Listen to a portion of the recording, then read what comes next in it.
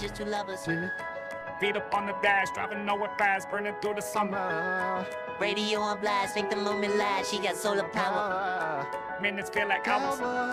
She knew she was the baddest. Can you even imagine? Falling like I did. For the love of my life. She's got on her face, her glorious look in her eyes. My angel of light. I was all alone with the love of my life. She's got clear to skin, my Radiant beaming by night. I don't need no light to See You shine. It's your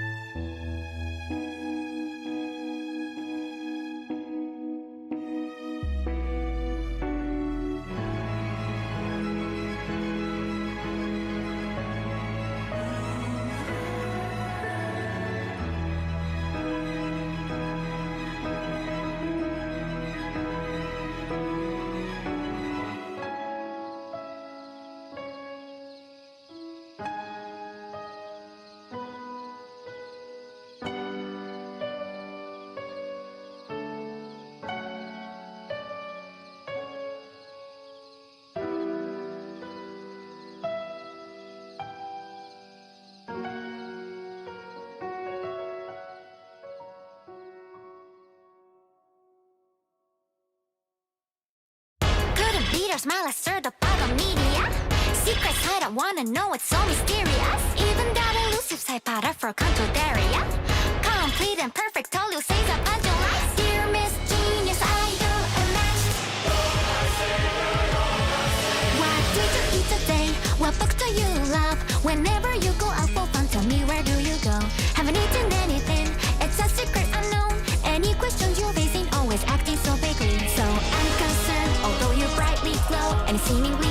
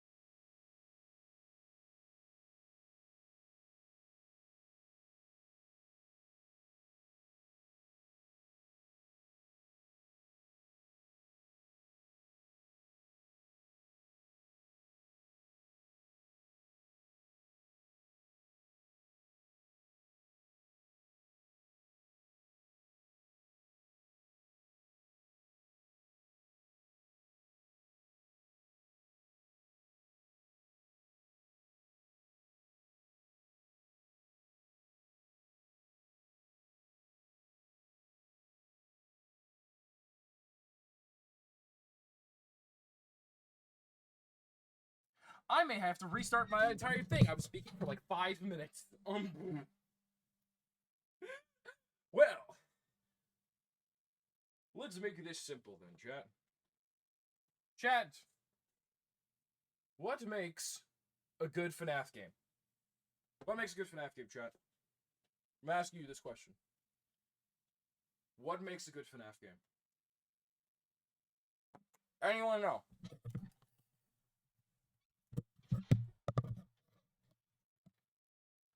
Does anyone want to hazard a guess as to what makes a good FNAF game? Anyone? Anyone in particular? Audio? Horror? Close, close, close. Close. Not bad. Not bad, chat. You're not doing too badly. However, you're just slightly off. Okay? Here's the thing. Recently, okay? In fact, some of you here may have actually watched me do this. I recently played every single FNAF game. Okay? Every single one to ever exist.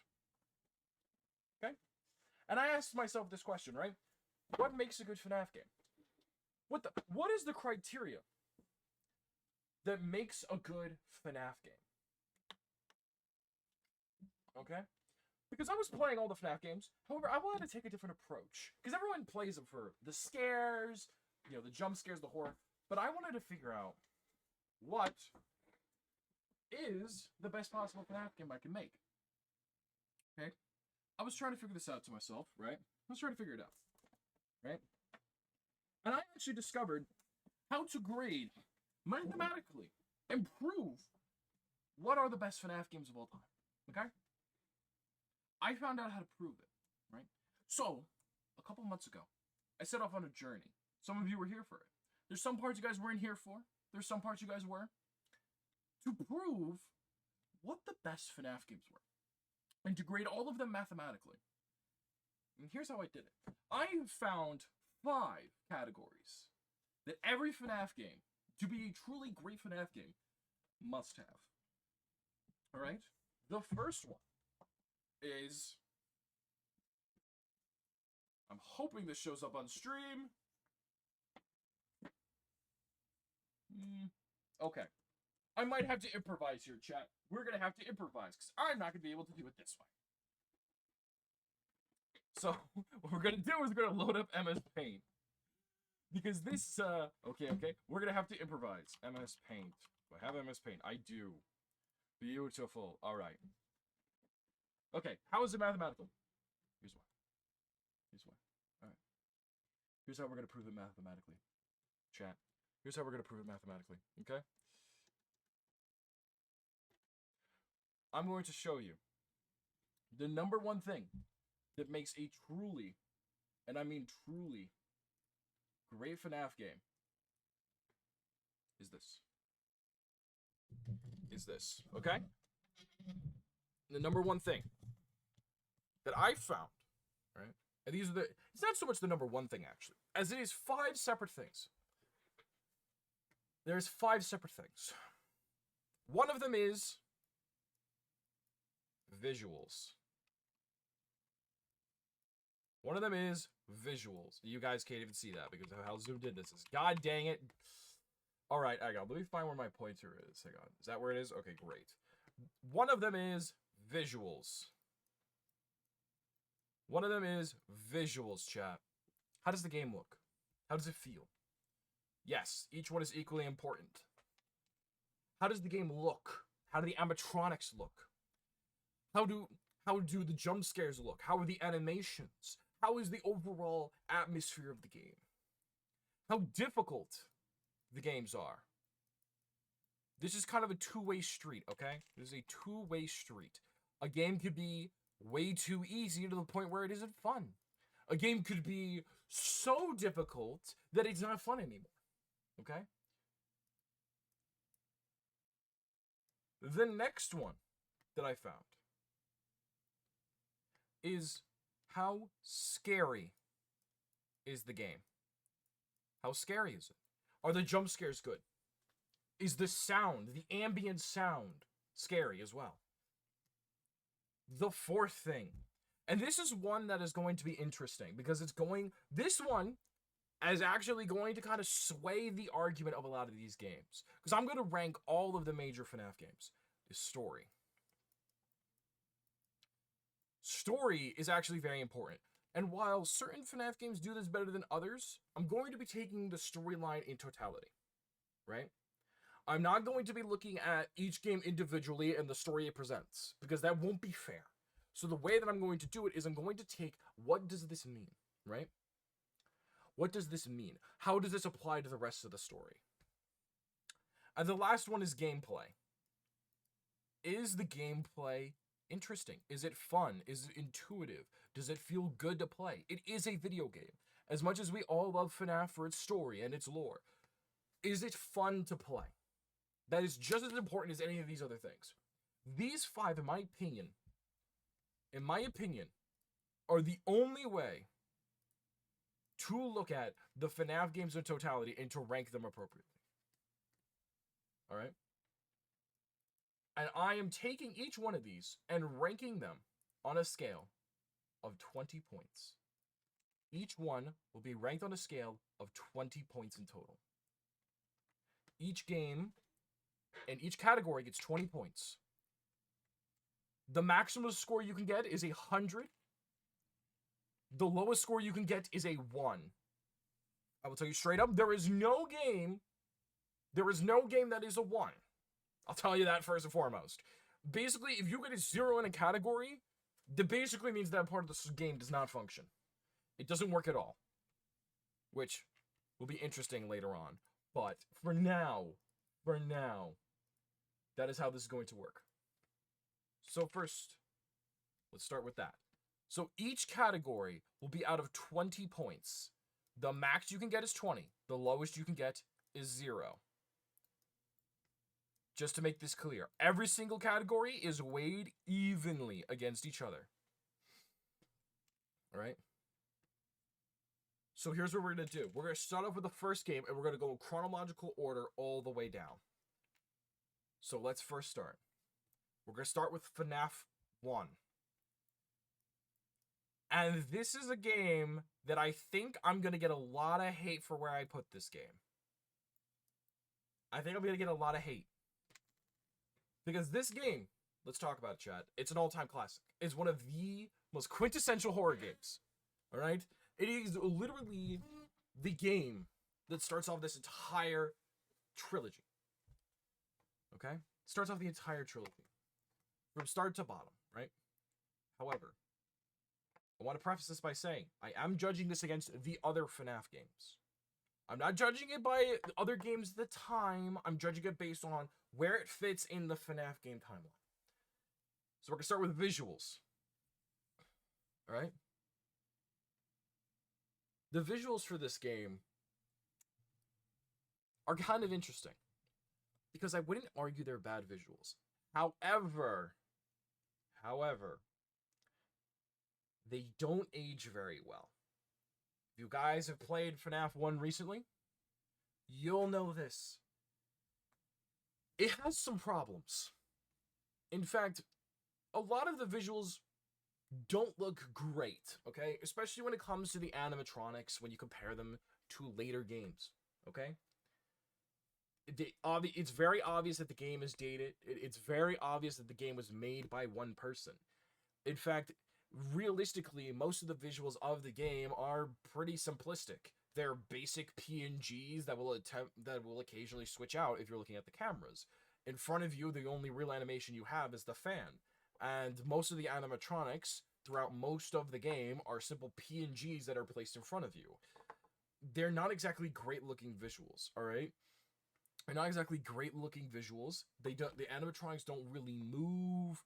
You know, the only movement you get in the game is Foxy and their jump scare, and the jump scares in the games have a little bit of movement, but if you really take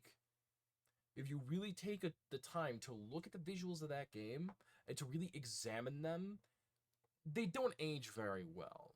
Especially sometimes the jump scares don't look the best, as they're basically just the animatronic jumping in your face and shaking the camera back and forth, and that's really it. They don't really do anything beyond that. So when I went into this, I thought about it. I'm like, where would I put them? I'm not going to rank them too harshly, given that the graphics are old. It is old graphics, okay? I'm not going to rank them too harshly for that. They're working with what they can. And you do have to remember that at the time, the graphics for the game were basically just, you know, made by one guy. So I'm not exactly going to flame him super hard, Scott Cow, for basically making a game that is from 2014. So I'm going to say overall, it's about a 14 out of 20, okay? Here's my reasoning. If you do play the games, the visuals fit so well. The design of the characters is great. They are a little dated and they don't exactly look great compared to later games. And I would even say even compared to FNAF 2, they don't necessarily look great. However, they fit so well. They fit so well. They worked really well overall. And you just can't fault it. You can't fault it. You do have to give it a little bit. You have to give it a little bit of pushback because the visuals are very clearly 2014. It's clearly Scott Cowell's first game. And obviously certain things aren't going to look perfect. I do criticize it a little bit for just sometimes the lack of movement in the game outside of the fan and some of the jump scares. In terms of difficulty, which is of course going to be our second section, difficulty. This is one where it's weird, chat. I'm going to fully admit. The difficulty of this game is weird. Can I admit it? OG FNAF's difficulty is odd. Because when you're first playing it, it's difficult. Right? It's very difficult. However, that's only when you get to the later nights. At the beginning, it's almost too easy. Bonnie and Chica, once you know what you're doing, and honestly, even if you don't know what you're doing, are super easy to deal with. The only one that's kind of a pain is Foxy, and that's mostly because of the RNG of how many times is Foxy going to show up every single night. And the fact that he deletes part of your energy every single time he knocks on the door. So if you end up getting Foxy running at you multiple times later on, you're basically screwed, right? And I mean, Freddy's a little bit hard to deal with. However, once you kind of know what you're doing, the game's pretty easy outside of Night 5, okay? It's pretty easy outside of Night 5. It's not too bad, it's not great, it's not terrible, alright? And of course, thank you for mentioning it, Steelix, the low FPS thing, which I'm not really going to, like, harass, you know, Scott Callith on. First game, there's gonna be bugs. I'm not going to blame him on that, and that's such an extreme case of getting around the difficulty of the game that I really don't think it applies. It's not fair to give him crap for being like, well, how did you not know people would lower the difficulty? Or lower the FPS. How is he going to know? How is he going to know that that was a thing? So I'm actually going to give it kind of the same thing I did with the visuals, a 14. The only thing I do criticize it with is this game actually kind of lacks what a lot of the later games put it into their games. It made much more prevalent in their difficulty, which is RNG. Really, the only RNG you have is how many times is Foxy going to show up? Because if Foxy doesn't show up, it's relatively easy to win, as long as you're paying attention to where Freddy is and you don't necessarily just lose him. And kind of to also double back, there's also a thing where in this game, unlike other games, you really only have to look at 2 cameras. You have to look at the camera on the left side hallway, the second camera up, all right, to make sure Foxy doesn't come running in and you don't see them, and then just you, with the other amount of, whatever other amount of time you've got left, you simply flick back and forth between whatever that camera and whatever camera Freddy's on until you win the game. It's just a little bit too easy at times once you realize what you're supposed to do. But until then, it does have a satisfying amount of difficulty. It doesn't feel unfair, which is always good. It feels nice and balanced. In terms of scary, I'm gonna get flamed for this, but this is probably one of the scarier FNAF games. Period. Alright? The sound design is beautiful. The fact that you can kind of hear certain things, but the game does mess with your ability to hear things with Freddy's laughter, music playing in the background. The fact that you're constantly listening to footsteps. You also have this fan just going in the front all the time. It's one of my favorite ambiances in any game, and it works so well. And the jump scares are perfect, despite the fact you kind of get hit with them a couple of times, which eventually makes them less scary. They're so sudden. And sometimes it's almost horrifying when you know it's going to happen, right? For example, when the lights go off and you know it's coming, somehow it's still scary because it randomizes when Freddy's going to appear. It's amazing, and I absolutely love it. I'm honestly going to give it just an 18 out of 20. 18 out of 20. I think it's a perfectly fair score. Here's where we get to the part where the game starts to suffer. The story. The story of FNAF 1... it's just not really there. It's not good. It's not that it's not... okay, it's not even that it's not good. I think part of it is that even when you take the totality of the timeline into account, it's sort of just meh. It just sort of brushed past, right? It's sort of just, yeah, he's just there, you know? It's really nothing much there. Even with, like, the big, you know, FNAF theorists, they never really mention 1 that much. There's not really a whole lot to mention in general, outside of some very particular Easter eggs, which, you know, are fun, but aren't really a story. Unlike later games, especially like FNAF 3, and I would say FNAF Sister Location, or even I would even say Simulator, where the story does become more important and it does become more interesting.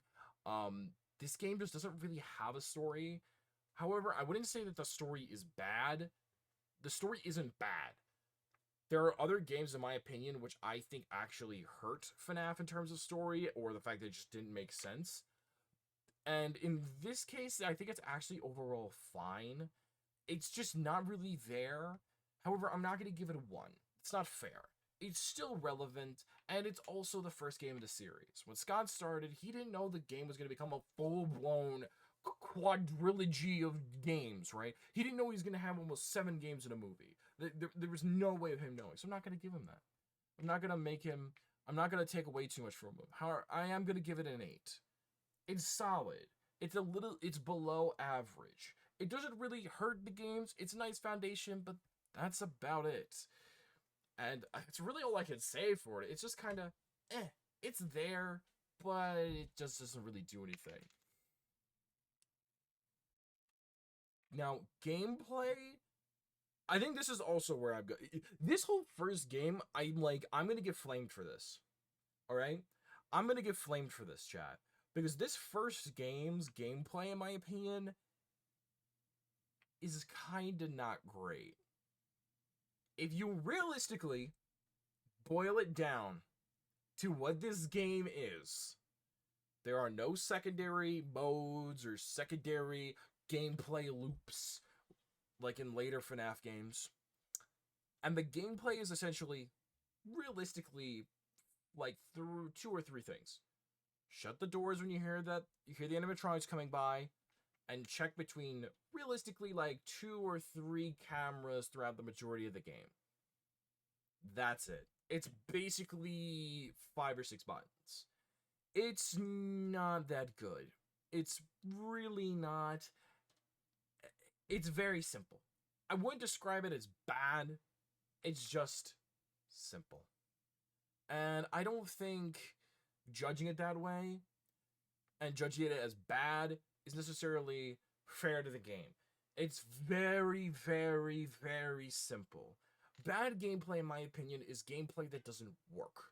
Alright? The gameplay here works. It functions. It's just very simple. It's a very simple game with a very simple objective. Survive 5 nights. That's literally all the game wants you to do. And in that case, it succeeds. However, I can't say it's great or even good.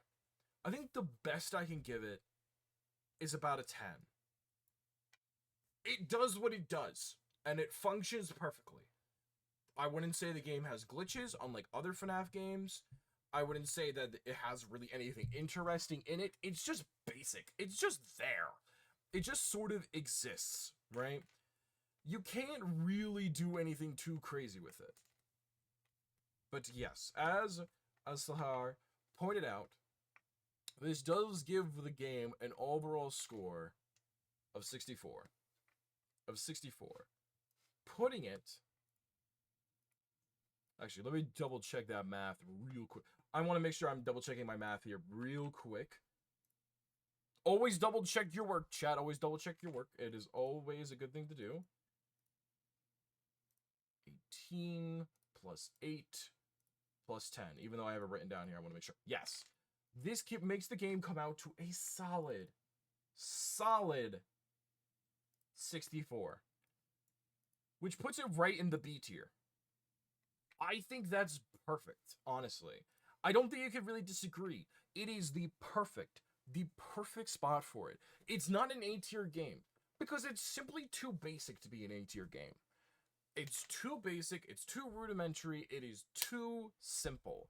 However, it's not bad. If you go play Five Nights at Freddy's now, you'll have fun playing it. However, I think there are better games. I think there are scarier games. I think that there are so many other games in the FNAF franchise that are better than this one. However, if you start off with this game, you'll be perfectly satisfied with what you get. And what you get is a very, very, very, very solid game overall. Alright. Let us get to the next game on the list. FNAF 2. This is one where I can see some disagreement, and I'm going to tell you straight up. Visually,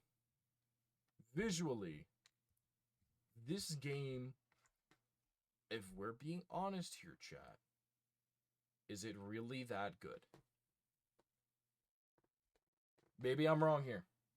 Maybe I'm wrong here. Is the game really that good looking? Is it really? Is it that much different from FNAF 1? No, it's not. I will say this. It has improved, but it's not that much different. And in fact, I would almost argue it might be a tiny bit worse. Hear me out.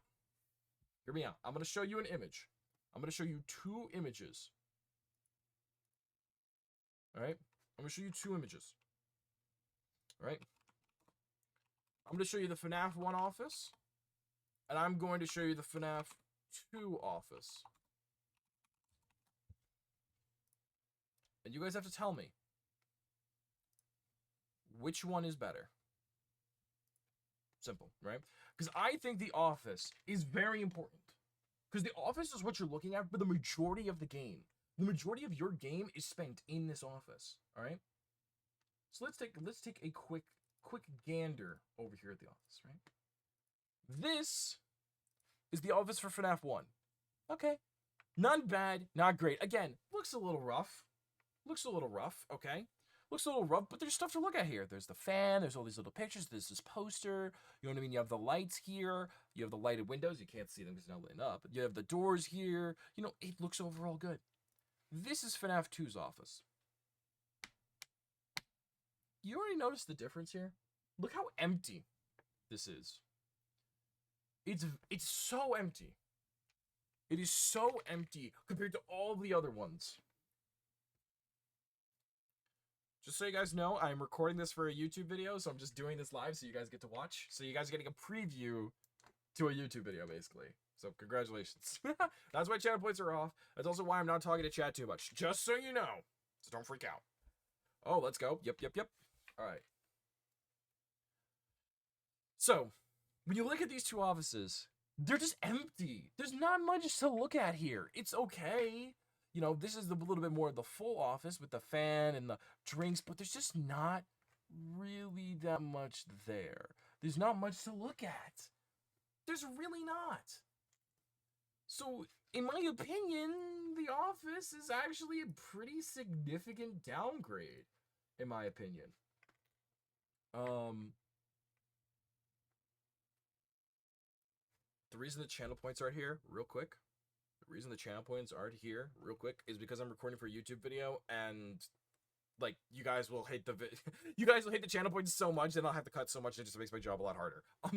Just to make my life easier. Also, hi everybody. Sorry. I partly recorded this for a YouTube video. That's why I streamed all the FNAF games all at once. So, okay, great. And anyways, that's why I actually have to give this game an 8. Okay? The animatronics don't improve much, okay, from where they were originally. The office is overall less interesting. The camera's basically fine. I wouldn't say they're any better or worse. But the fact that the office is actually a pretty big downgrade is pretty important to me. However, I'm going to give it points for the animatronics. The animatronics are a big, just to tell you guys straight up, is a big 5 points for me. Alright? The animatronics in this game are fine. So it's a 4. I would say the cameras look fine. That's another 4. But there's nothing in this game that's like immediately visually appealing. It doesn't really have anything crazy, unlike the later games. Okay. Now, here we go. Here's another one. The difficulty of this game is so weird.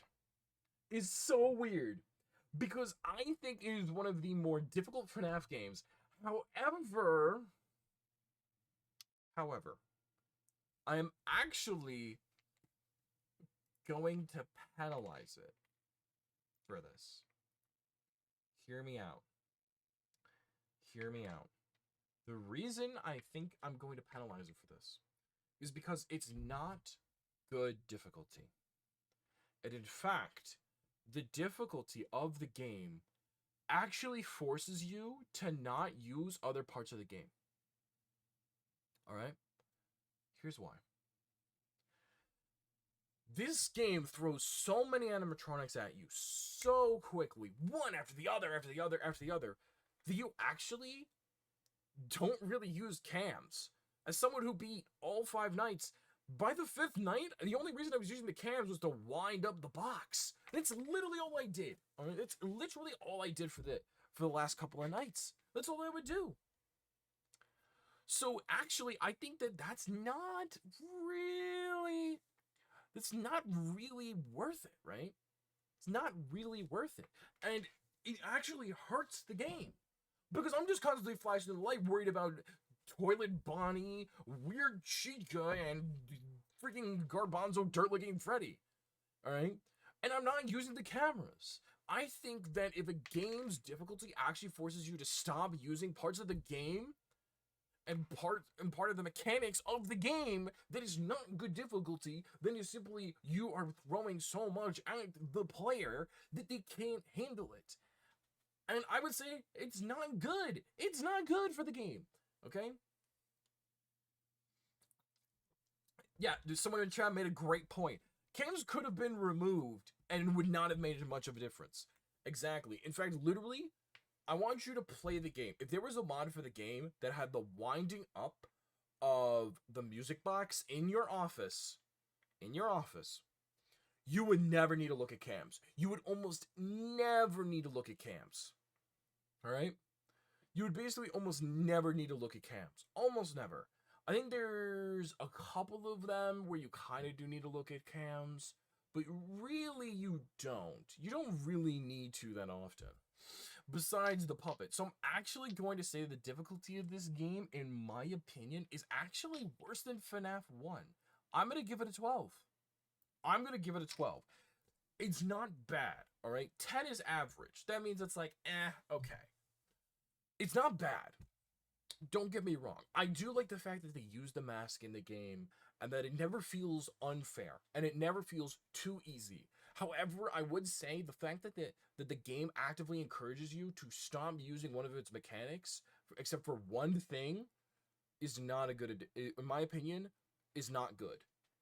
And I think that there are certain parts of the game that could have been made better and should have been made a little bit more clear, especially when it comes to the toilet bonnies and the weird cheekies and all like the more Phantom-esque characters, the Ghost-esque characters. That should have been made a little bit more clear because of how much stuff is being thrown at you. You're getting so much stuff thrown at you all the time that you actually don't really know what to do with certain animatronics. And because they appear so rarely and so infrequently, you actually have no way of learning how you've messed up. In terms of scary factor, this game I actually think does the scary better. Does the scariness better than FNAF 1. This is where I'm going to give the game its credit. The ambiance for FNAF 2. Withered, thank you. But the ambiance for FNAF 2 is straight up some of my favorite ambiance in any game. It is so anxiety-inducing. It is insane. Alright? You actually will start to go crazy just thinking about it. Right? The ambiance is an absolute classic.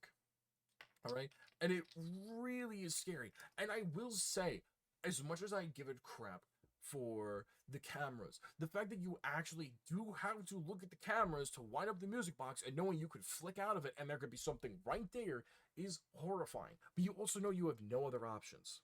Alright? You have no other options. And it's great. And I love it. And there is something to be said for when you do learn all the animatronics and you're trying to like do a million things at once, right? You're like, oh god, and there's that second when you see an animatronic being like, oh god, what do? Do I put the mask down? Do I flash the light? Do I keep the mask up? You know? So many different things. And sometimes the game, and this is something that I don't think people give enough credit for, it will throw 2 animatronics that need you to do 2 different things. Sometimes it will throw Mangled, and it will throw Foxy, or it'll end up throwing Toilet Bonnie, and you with Foxy, or it'll end up throwing multiple animatronics at you, or it'll end up throwing Balloon Boy with Foxy, and you don't know what to do, right? Because, for example, if you have Balloon Boy and Foxy in your room, you have to decide, do I put down the mask so Balloon Boy will go away and not steal my batteries? Or do I flash Foxy, right, so they'll go away, because if I put down the mask, they could kill me? I think that is just so good, and I really give it credit for that. In fact, I was gonna give it a 16. I was gonna give it a 16. I'm actually gonna give it an 18. I really think that this game, in terms of the gameplay mechanics, works beautifully together. Okay, but I do think that the difficulty, the scariness and the difficulty sometimes work against each other and work with each other. I think the difficulty takes a step back because it forces you to stop using mechanics. However, I think the scariness is actually better because it forces you to really streamline your process and to not make mistakes. In terms of story, this game sort of suffers from the FNAF 1 problem, which is, at the time, it kind of felt like Scott didn't know exactly where he wanted to go. It was getting better, and you were learning more things about it, and there was definitely a lot there. It's better than FNAF 1 by a significant margin. However, it's still not great. Right? It's above average for the game. It is above average for a FNAF game. However, it is not better. I would simply say this is actually the epitome of a 12. It gets better, but it's not great. It doesn't improve upon the previous game, and I think it improves upon the previous game, but not by much. And I think it's just sort of that beginning period where Scott didn't really know what he wanted to do. He wasn't sure what direction to take it. He didn't know exactly how to hammer everything home like he does in later games. So I think it's just one of those things where it's sort of kind of the growing pains of a creator and a story writer and how he wanted to present the story. I think that's just really kind of, where this game lies. In terms of gameplay, this is where I kind of have to do a little bit of teeter-tottering. Because the gameplay, in my opinion, is really interesting. However, it suffers from the difficulty and the scary fighting against each other. And that's why I said that the difficulty and the scariness kind of compete with each other in this game. The gameplay is good. I love the addition of the mask. I love the flashlight mechanic. I do like the music box mechanic. However, it makes the cameras even less important outside of just winding up the music box, right? And I would say I do dock at some points as well for the fact that you don't really know how to stop each of the animatronics because it doesn't really tell you. The game just kind of says, die, right? Unless you have a guide, or like me, have a chat that has played the game before, you're going to die repeatedly because the game doesn't really tell you what to do or how to handle certain animatronics. So it's just really kind of difficult, and I would say it kind of suffers from the difficulty getting in way of the scariness. However, I will say it does feel great, and it does feel really good to play. Oh, thank you for the sub. Whatever that is, I can't read it. Whatever that is, Noah. And this is where I'm also going to mention something that is a personal pet peeve of mine that I'm not bringing up for these games intentionally. But I'm going to vent about it a little bit. Scott, come close. Scott, come closer. Scott, why the hell did you make the close button escape? You guys may not know this if you've never played, the games on PC.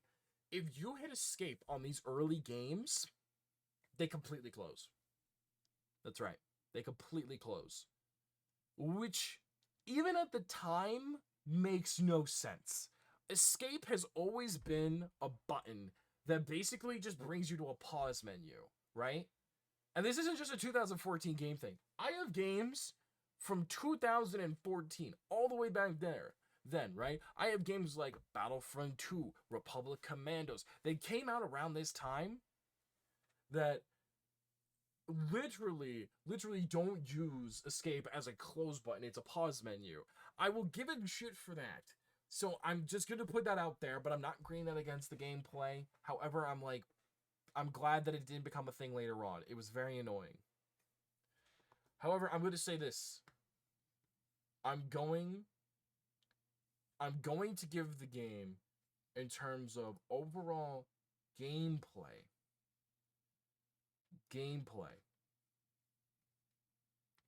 about a 12.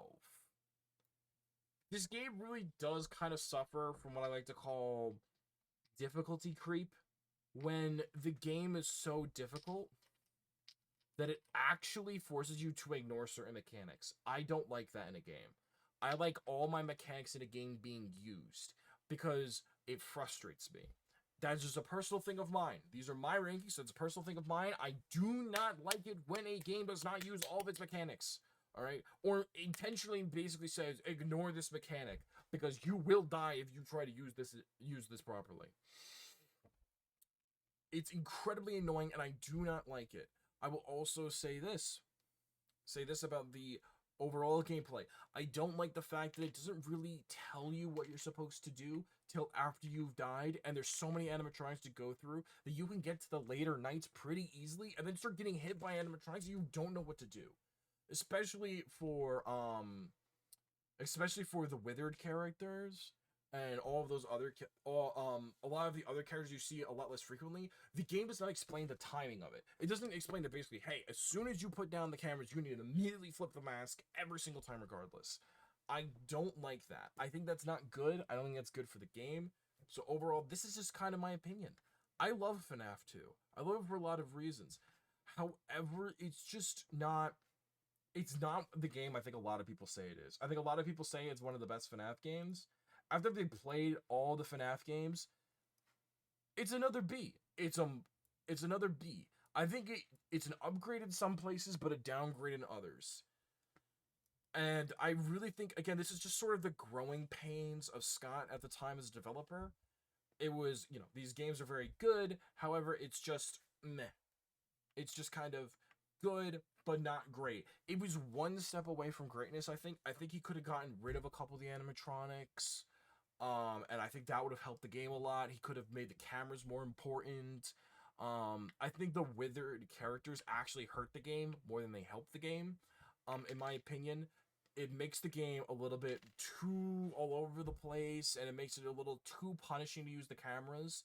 So I think that's a big thing. I don't like the fact that it doesn't explain certain things to you, and I really don't think the visuals actually got an upgrade. I think they actually got a downgrade.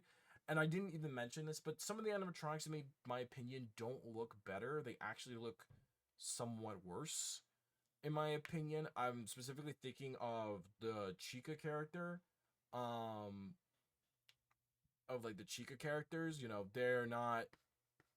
I don't think they really look much better. That's just my opinion. That is just straight up my opinion. All right. Here comes my... Ooh, you guys are gonna... oh boy. You guys are going to absolutely love this, chat. You are going to love this. Get ready. Here comes... FNAF 3. Fuck this game.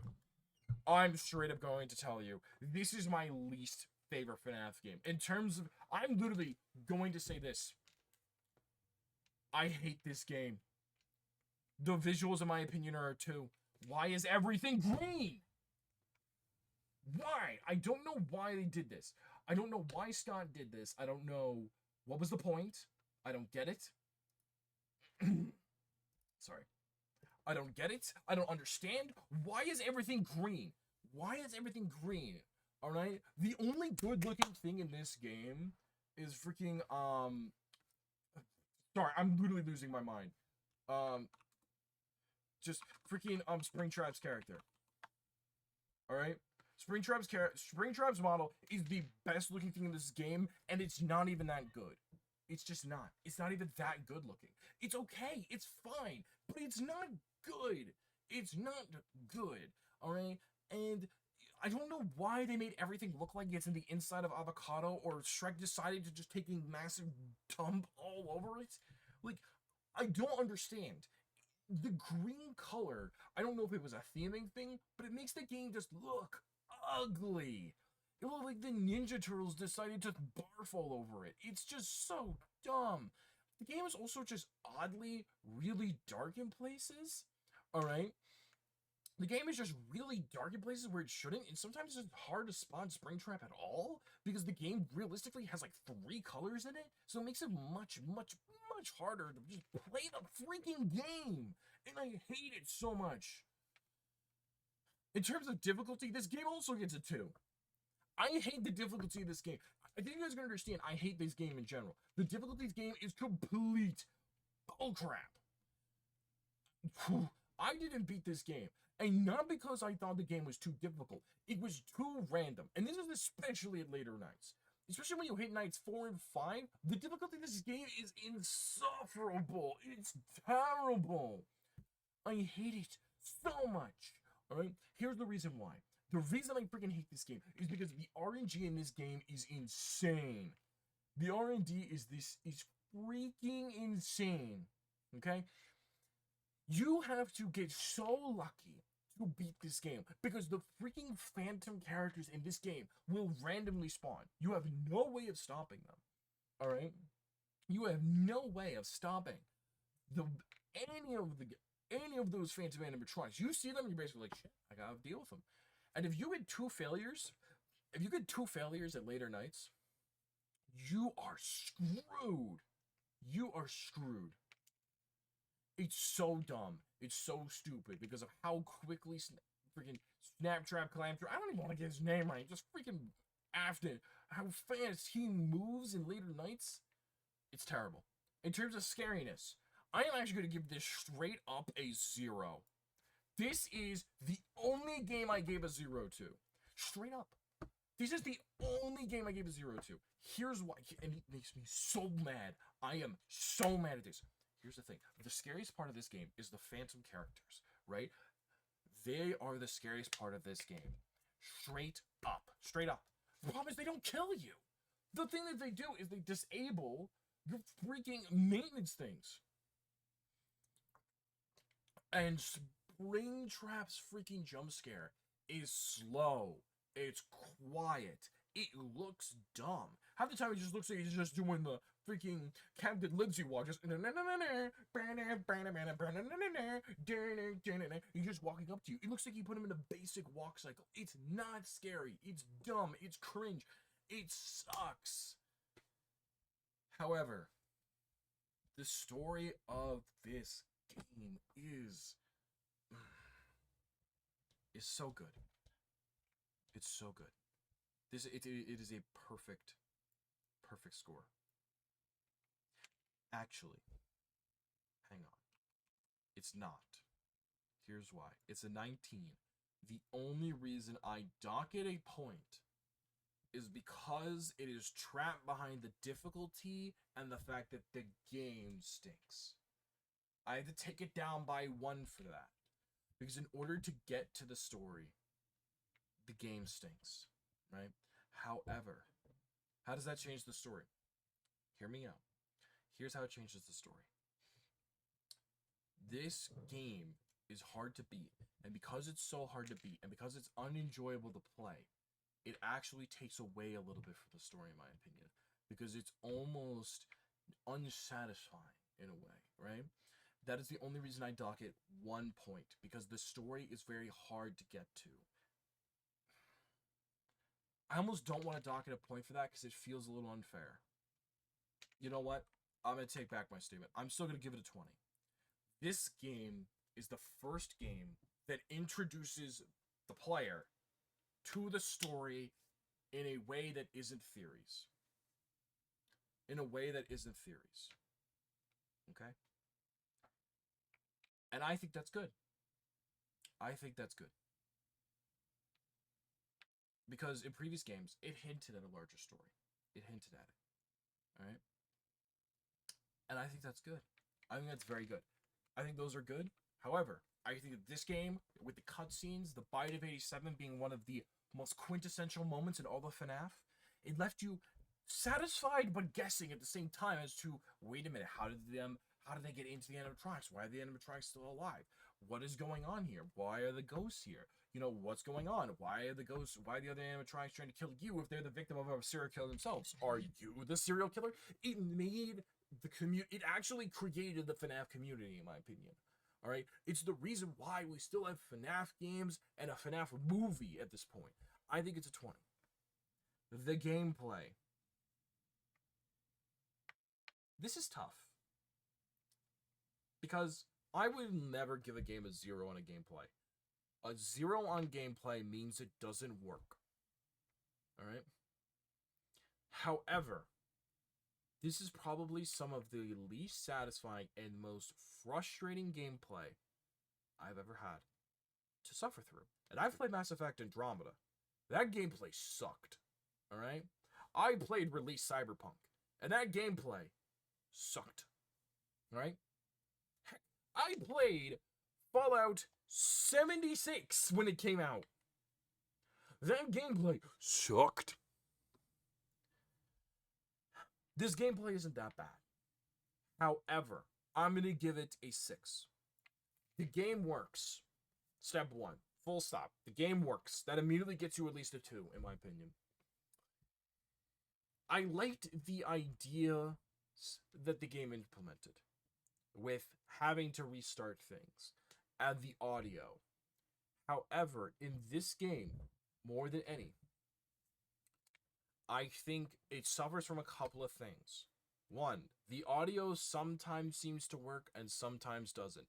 And the problem is, if the audio doesn't seem to work that particular time, you're screwed. Because you have, once he comes to your door, you have no way of stopping him. I also think the vents in this game are very glitchy. The vents in this game are incredibly, incredibly glitchy. You know, people watching the stream will not be able to see this, but when I release this video, there is a particular moment when I'm playing this game. I was actually looking at the vent, and I was hitting the shut door button, and he moved out of the vent while I was staring at him. That, in my opinion, is bad. That's not good. That shouldn't be happening. Alright? So, I would say, in terms of that, that's not good either.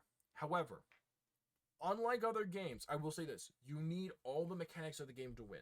You need the resets. You need the cameras. You need the audio.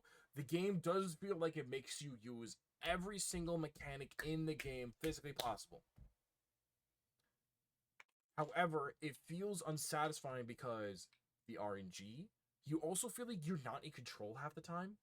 For some reason, this game implements so much RNG that it actually borderlines on the point where it's just like, well, I got hit by two phantoms in a row. He's basically going to be right at my door, and I really can't get him to leave. Because everything is based on chance. And I think that's bad for any game, to be based on pure chance.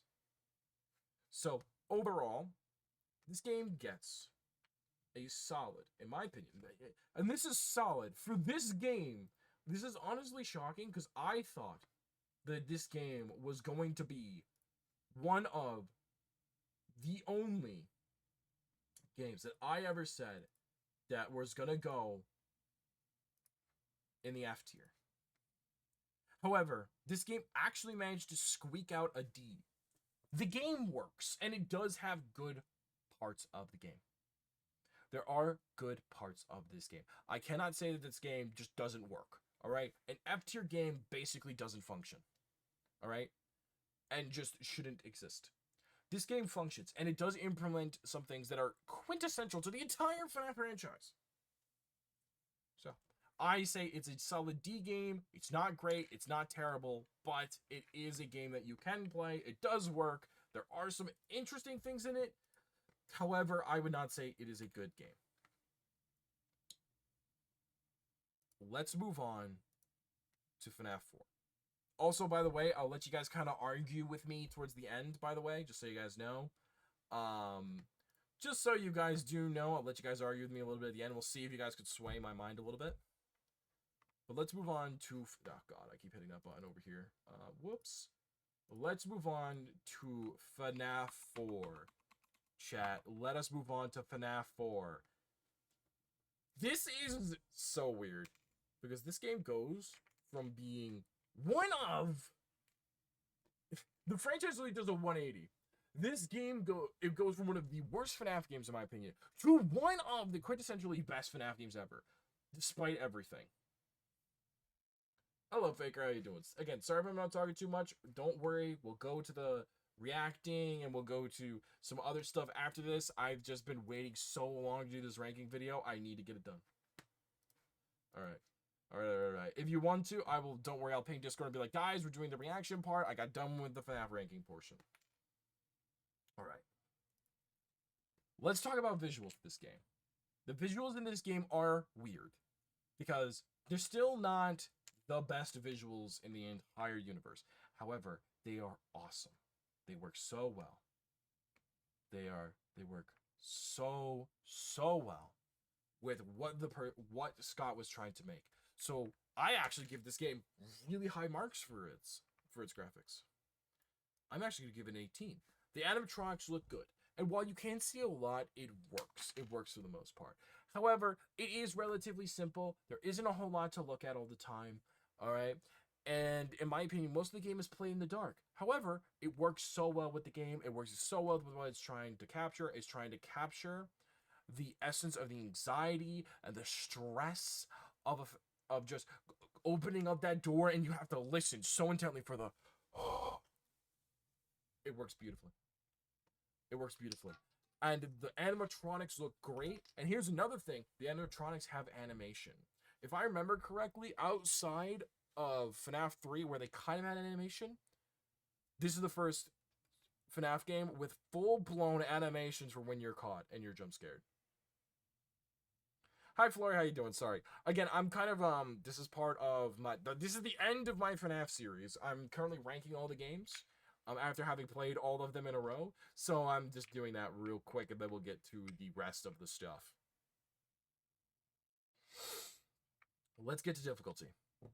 Chat, the difficulty of this game is probably one of the most satisfying difficulties in a FNAF game, period. I'm going to be honest.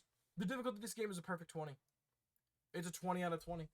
It's perfect. It doesn't feel unfair, okay? At no point does it feel unfair. Ever. It never feels unfair. No matter how deep into the game you go, it never feels unfair. It never feels like the RNG is against you. It doesn't feel like the game's fighting you. It simply feels like the game's hard. It is amazing. In fact, I'm just going to blow through this real quick. Scariness, 20. This game has one of the weirdest things where it has basically no sound, and yet it's horrifying because you're just sitting there listening so intensely. In fact, you could argue you could close your eyes and play this game. It is that good of an experience because you are listening so intently, and it's horrifying when you open up a door and you can't turn on your flashlight until you're sure you hear the and oh my god, if you're streaming this game and you have sound alerts on, holy lord, is it horrifying. Because you sometimes, the sound effect will get played, and you're like, did I hear a breath? Did I hear a breath? And then you either shut the door, you turn on the light, and then boom. It's insane. It's amazing. Story. This is kind of where the game takes a little bit of a... it kind of takes a little bit of a... It's not the story of FNAF 3, okay? FNAF 3 arguably introduced one of the most important events in all of FNAF, alright? FNAF 4's story is arguably weak. It's just... I don't really know how to put it without making it sound bad, but it's basically just kind of... it's alright. I think it's overall okay. There's nothing really that crazy about it. You disagree? Alright, hang on. You know what? I'll engage with chat a little bit. Why do you disagree? Why do you disagree? I actually do want to see. I want to be proven wrong. This is the first game that I'm like willing to argue over. In fact, I'm kind of willing to argue over most of these other games, but this game in particular, I am willing to argue over. What is your opinion on it? What is your opinion? I want to know. I want to know. Why do you think the story is good? Because see, in my opinion, Big Bite, true. It does introduce another bite. It does introduce another bite. Let me make sure. Which I think it's... It is okay. I don't know. It's I don't know. I feel like this story, I felt like it wasn't as good because people thought there was more hidden, but there really wasn't, and also the box. True, the box is pretty big, but I'm not gonna say it's terrible. See, here's the thing. Let me tell you the exact number I'm gonna put it at real quick before you. I'm gonna say it's a 15. It's not a bad story. It's not a great story. It's also one of those games, kind of like FNAF 1, where it just doesn't really connect to a whole lot of other things, necessarily. Particularly in terms of the gameplay itself. It doesn't really connect to a whole lot. It's just sort of there, it just sort of exists. It's not, like... It doesn't have, like, an overarching, like, ramifications on the lore of FNAF, if you get what I'm saying, right? It really doesn't. There are some more interesting things. It is somewhat, it connects very good to the future games, but I guess, yeah. Yeah, it connects well to the future games, but even then, while it does connect, it's just not like, how do I put this? A major connection. It's not like, for example, FNAF 3, where you have the Bite of 87, which basically starts off everything. It's just kind of, eh. And in terms of gameplay, I'm going to be real with you. I don't know why this is another 20. The gameplay in FNAF 4 is perfect. It is simple, yet perfect. It introduces animatronics at a very good rate, alright? It's engaging, it's interesting, it makes you use every single asset you have available, which is something I love in a game. I hate it when a game has a mechanic that you can just basically completely ignore, right? And if anything, the game tells you, yeah, you know this cool mechanic that's here? Don't use it. I hate it when a game does that. This game makes you use the audio, it makes you use the flashlight, it makes you use everything. And everything comes with a certain level of risk and reward. If you flash a flashlight at a good time, you can make an animatronic disappear for a lot longer. If you flash it at a bad time, you die. And it doesn't feel unfair. And I think that's kind of a big thing with gameplay. I love that. It's the breathing. Oh, the breathing, the little screaming. You know, sometimes you'll come out and Fox, you'll be like, bah! Even though you don't die immediately. I think it's great. The head start, I think, is also awesome. Or the plush, I think introducing that mechanic is also great. That's why, overall, I think it's a 20. I think this is close. One of the closer games to a perfect FNAF game that I think I've ever seen. I mean, this is one of the closest games you could say is almost genuinely. Genuinely. Maybe the story could be a 16. How do you say? Why do you say that? Why do you say that? Hang on. Why do you say that? I want to know. I want to know. Freddy's are cool, but where does Freddy come from? True. The mini games? What's my opinion on the mini games? I like the mini games. However, hang on. Let me refresh myself real quick on all the mini games for FNAF 4. Hang on. Mini games. I want to make sure I'm getting every single one of them correctly. Mini games. Because see, my thing is, hang on, let me remember this one. Ah, yes. Ah, yes. The mini games in this game. Right. You have, hang on, let me double check. I want to make sure I'm getting these ones right. Yes, so it's this one that is FNAF 4. I think...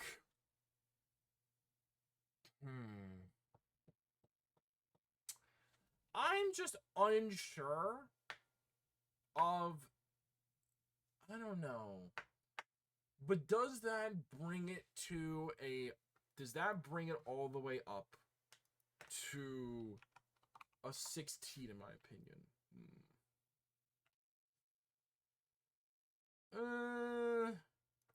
I don't know, in my opinion. And I think... See, this is where it gets tough with this game, because I think it's a 15. And I'm going to say it this way. The reason I think it's a 15, and it's kind of like a multifaceted thing.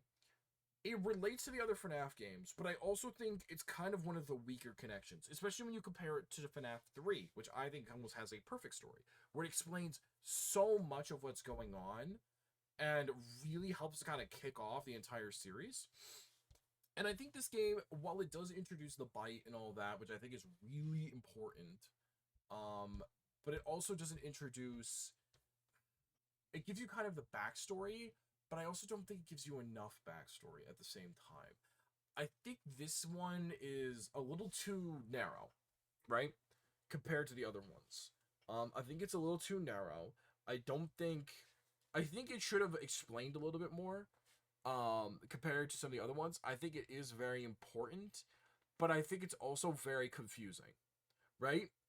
I think it's very confusing compared to the other ones where it tells a very clear story, and then you're just, because if I remember correctly, when this game came out, everyone was like, wait, what does this mean? What does this play? What has happened here? What's going on? You know what I mean? It's one of those things that it didn't really, in my opinion, tell you exactly why this mattered, and it did relate to other games, but I feel like it was just sort of a weaker connection, and I'm also, when I take it a story, I also take into consideration the main gameplay loop.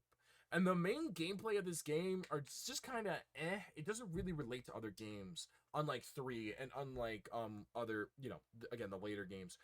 I think that this one is kind of in that weird spot where it's like, okay, yes, this and this could be confusing. I played all of them back to back, right? And I'm also, because again, I'm trying to look at each of these stories in a vacuum and how they relate to the rest of the series.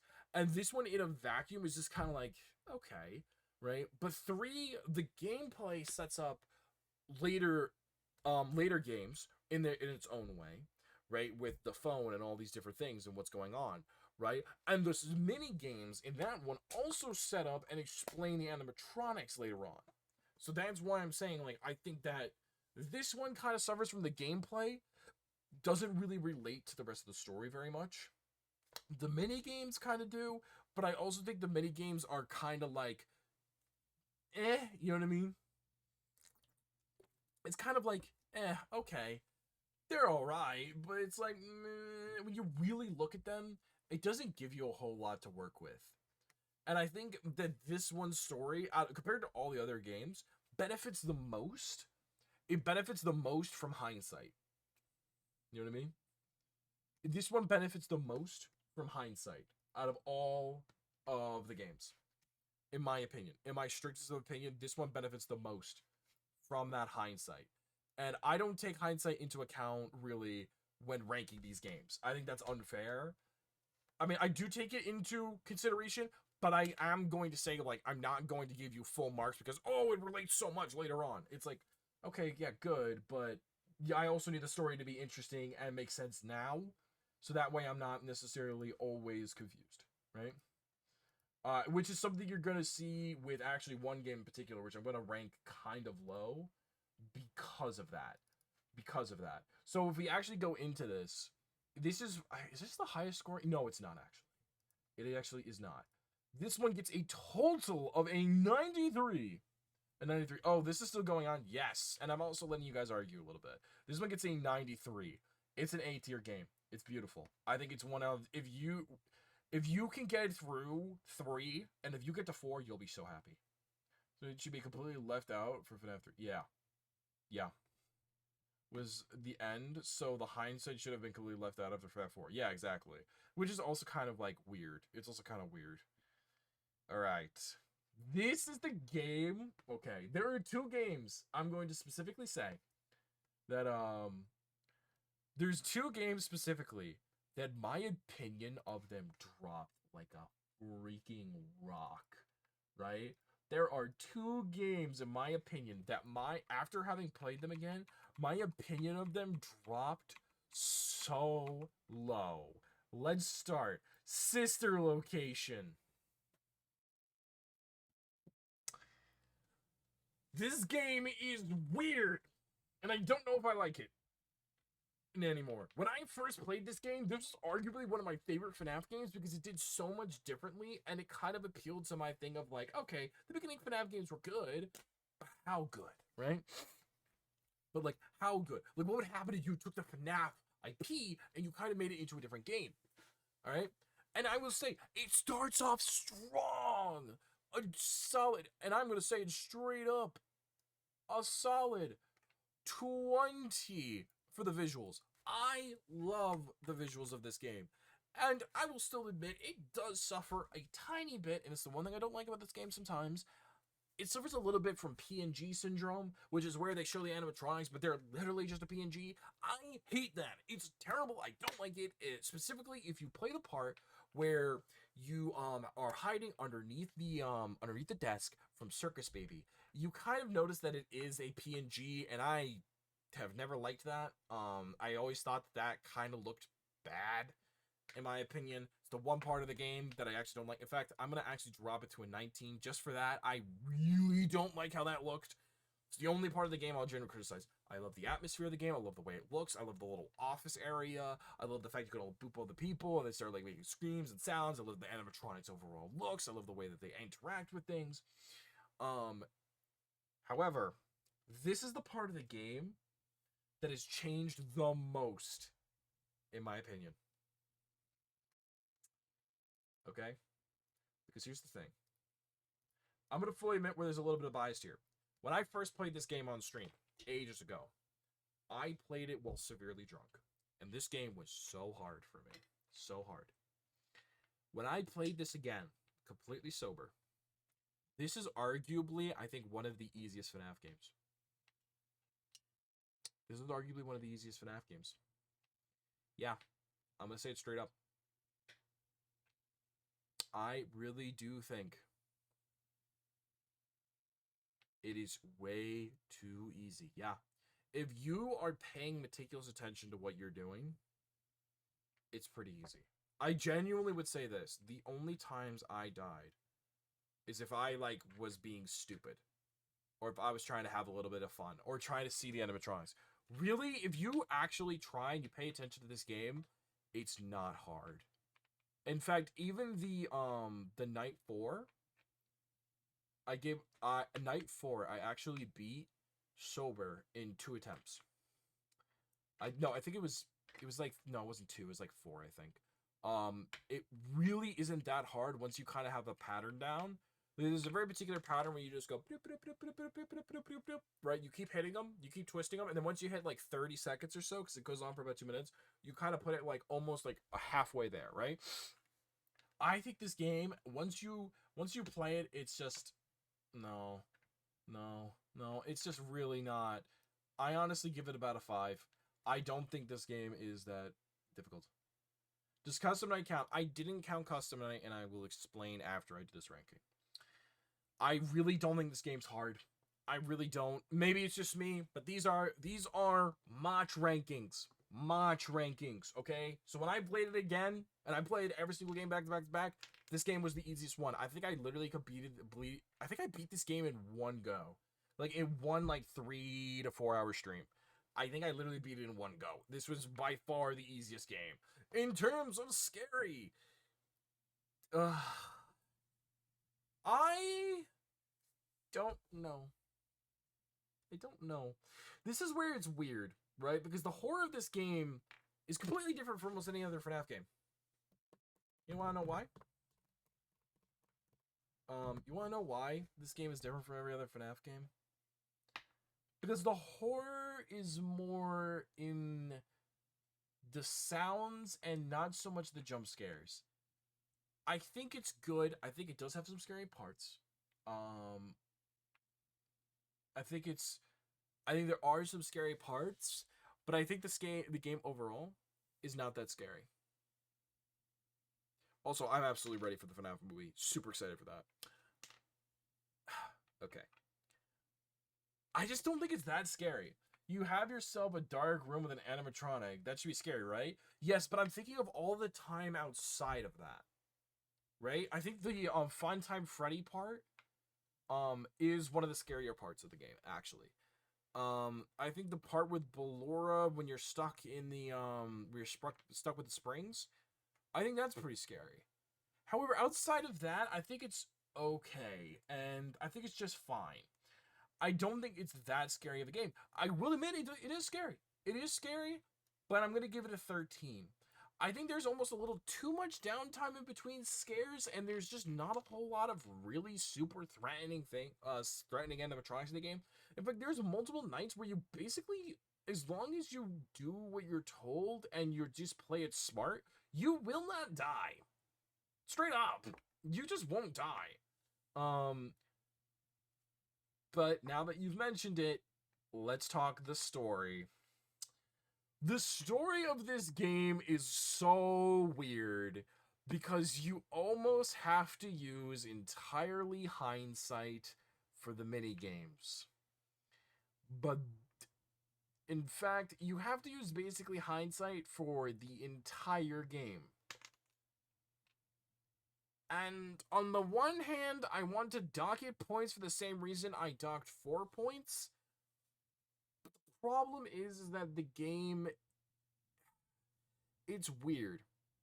Because the reason that for example, the Vampire TV show works in FNAF location is because it's supposed to. You're not really necessarily supposed to understand everything. However, it's one of those things that once you do understand it, it makes sense, right? And of course, Elizabeth's death is very interesting, and the fact that it is kind of told to you in different ways, right? And there are multiple endings, and they are explained, you know, because I think that's very important. However, it is one of those games that I do think is kind of like you do need hindsight, and I do take that away from a story. I don't like a story in a game that you have to be like, oh, well, you'll understand the story once you play the next one. It's like, well, I want to understand the story now, right? Because otherwise I'm just confused the entire time. So it's one of those things that I'm like, okay, I want to give it points for that, but I also want to take it points away. Oh, you want me to turn up the mic? Hang on. I can do that. How about now? How about now? That should be better. This is a location 100% action's name, but it should be taken into account. It should be. And I think overall, I would say the story is good. The story is good, and it does introduce the Aftons as a family. It really does kind of start to buff out Afton's overall motivations. It does start to explain, like, why certain things are happening. I think it really does explain Elizabeth's death super well. It is really interesting, and it really is interesting to look back upon. And that's one thing I kind of take away from FNAF 4. FNAF 4, when you look back at the gameplay and the story of the gameplay, it's really just a big nothing burger. You know what I mean? It's really kind of just a big bowl of nothing. It's kind of like, this is okay. It's kind of cool. But when you look back at the story of Sister Location, I think it actually enhances the story, which is why I'm going to actually give this a 17. There's certain parts of the story I don't like. And there's certain parts of the story that I think could have been done a little bit better. However, I think that it's actually a well-crafted story overall, and it actually does get better when you look at it. And I think it's actually a compliment to the storytelling. And I think that's the one thing. Looking back on it, it does get better. And I think that's one thing you can't say for, like, FNAF 4. FNAF 4 story, looking back on it, if you take out the mini-games, the game basically doesn't matter. The game is a big bowl of nothing. However, this game directly relates to multiple other people's motivations later on, and it really does kind of help continue the story. And the gameplay is... I am going to give you guys the biggest shock of your lives. In fact, it's not even that. It's an 8. Here's why. I feel like this is the only FNAF game where you don't do much. You really don't do much. Like, you get what I'm saying? FNAF games, in my opinion, are one of the only games where you're constantly doing something. This game, playing it again, and I hate saying it because I loved this game when I first played it, is one of the only games where I could genuinely say that the gameplay, you just feel like you're not doing a whole lot for good chunks of the game. And I don't think that's obviously a bad thing. You shouldn't feel like you're doing nothing, even if you're just traveling to a new location, right? I just think that this game kind of suffers from that, like, almost back and forth, going, from one place to the next. It has kind of similar, portions of the game where you're just going through the animatronics room again, and it's the same animatronic you've already seen. What about the scooping part? Again, it's okay, but in terms of overall gameplay, I just think it's all right. You know what I mean? Like, sure, it's kind of funny, and I would say this is also something I do give credit to the story that I forgot to mention earlier. This is also kind of the first game that was sort of funny, with the keypad and shocking the animatronics. It's kind of funny, you know what I mean? It's like kind of funny to look at. It's kind of funny to think about, you know what I mean? It's the first game with like some actual humor in it, and I do like that. You know what part carries the game? What part carries the game? Hang on, what part? What part? I want to know. Because there's a part that I can think of that makes the game very, very, very interesting. And I want to see if you're thinking of the same one. But I'll have to see. I think difficult should be lowered by 1 because of how baby mode most of it is. I'm not going to lower it anymore because I think once you start getting that much lower, you start to get to the point where it almost doesn't feel like the game is difficult at all. There are difficult parts of the game. It's just not that difficult, right? Like you still do have the Funtime Freddy section, which I think is somewhat difficult. I guess if you don't really know what you're doing, the spring-loaded Ballora section could be kind of difficult on Night 4. Beyond that, hey, Mod, it's been a while. Hello, Puffin. Funtime Freddy and Night 4. Yeah, those are really the hardest parts of those games, and they are difficult parts, and they are a good chunk of the night. So I do give it credit. You know, the crawling around ones could be a little bit difficult at times, and the secret ending maybe. Yeah, exactly. There are difficult parts of the game, but for the most part, it's not that hard. It's not really that difficult, so I'm not going to give it a ton of credit for that, right? Also, Cash just never said what part carries the game, and I'm like, bruh, what is it? What is it? You're driving me crazy here. You're driving me crazy. I just think overall, the game is just kind of in that like state of it's solid. It's not great, not terrible. And I think that the gameplay is kind of the same way. It's good. It's not great, not terrible. Making Miles. Oh, congratulations. So yeah, I really do think. Hang on, and we'll have a little bit more discussion about these games towards the end. This game, however, in total got a 62, which is interesting because it actually puts it right in line with FNAF 2, which, which honestly is weird. Hang on. Michael becoming purple part. It caused lore confusion. Oh yeah, that also was weird. I completely forgot about that. That was also kind of weird, which was interesting. I don't want to give it. Do I give it credit for that? I still think, regardless, it's gonna be B. I'm gonna put it behind FNAF 2. I think it's well, the story's better, but the gameplay in FNAF 2 is better. The difficulty's better, but in terms of a raw game, okay. If I was saying raw game, 2 is better. In terms of story, a sister location, like in terms of story and overall, like, how interesting I think the game can be at times, and like the visuals of the game, I think FNAF sister location, sister location is way better. So I'm gonna put it this way, and almost a peripheral preference. If you, okay, wait, damn, 3 got violated. I hate 3. And we'll go over this one last time before I officially submit the rankings to the wider internet. But let us go to the next game, which is which is FNAF World. There we go. That is why this tier exists. I literally do not know what to do this game. If you pick FNAF 2 and FNAF Sister Location, which one would you pick? Again, it's kind of one of those two. One of those ones. Okay, if we want to go into specifics about this, it really depends on what you're looking for. In terms of a video game, FNAF 2 is better in terms of gameplay and all that, right? But if you are looking to get into the FNAF lore and you're looking to get into the FNAF story, Sister Location is better. So it's kind of like, it really depends on like what mood I'm in, but I think I would probably put Sister Location ahead of FNAF 2, only because of the story. FNAF World, I think, is dumb. And I think it's stupid. Oh yeah, once we finish the game, would you be interested in playing it? Maybe some other time, maybe. I don't know, I have to host a poll on what I want to do. Just saying, but the red guy and the gray guy's death, you're not wrong. However, I hate this fucking game. I hate it. I hate its existence. Okay? Why did they make a freaking JRPG FNAF game? It's dumb and I hate it. I hate it. Like that's the problem. Like even though like the story is good, you should already like here. You want to be honest here? This is the difference. That is where it would be. If I actually took this seriously and I actually gave it a rank, there you go. But no, it's not real. I would genuinely say this. If people will come to me and they're like, hey, listen, there's a reason I didn't play FNAF World on stream. Chat. There's a reason.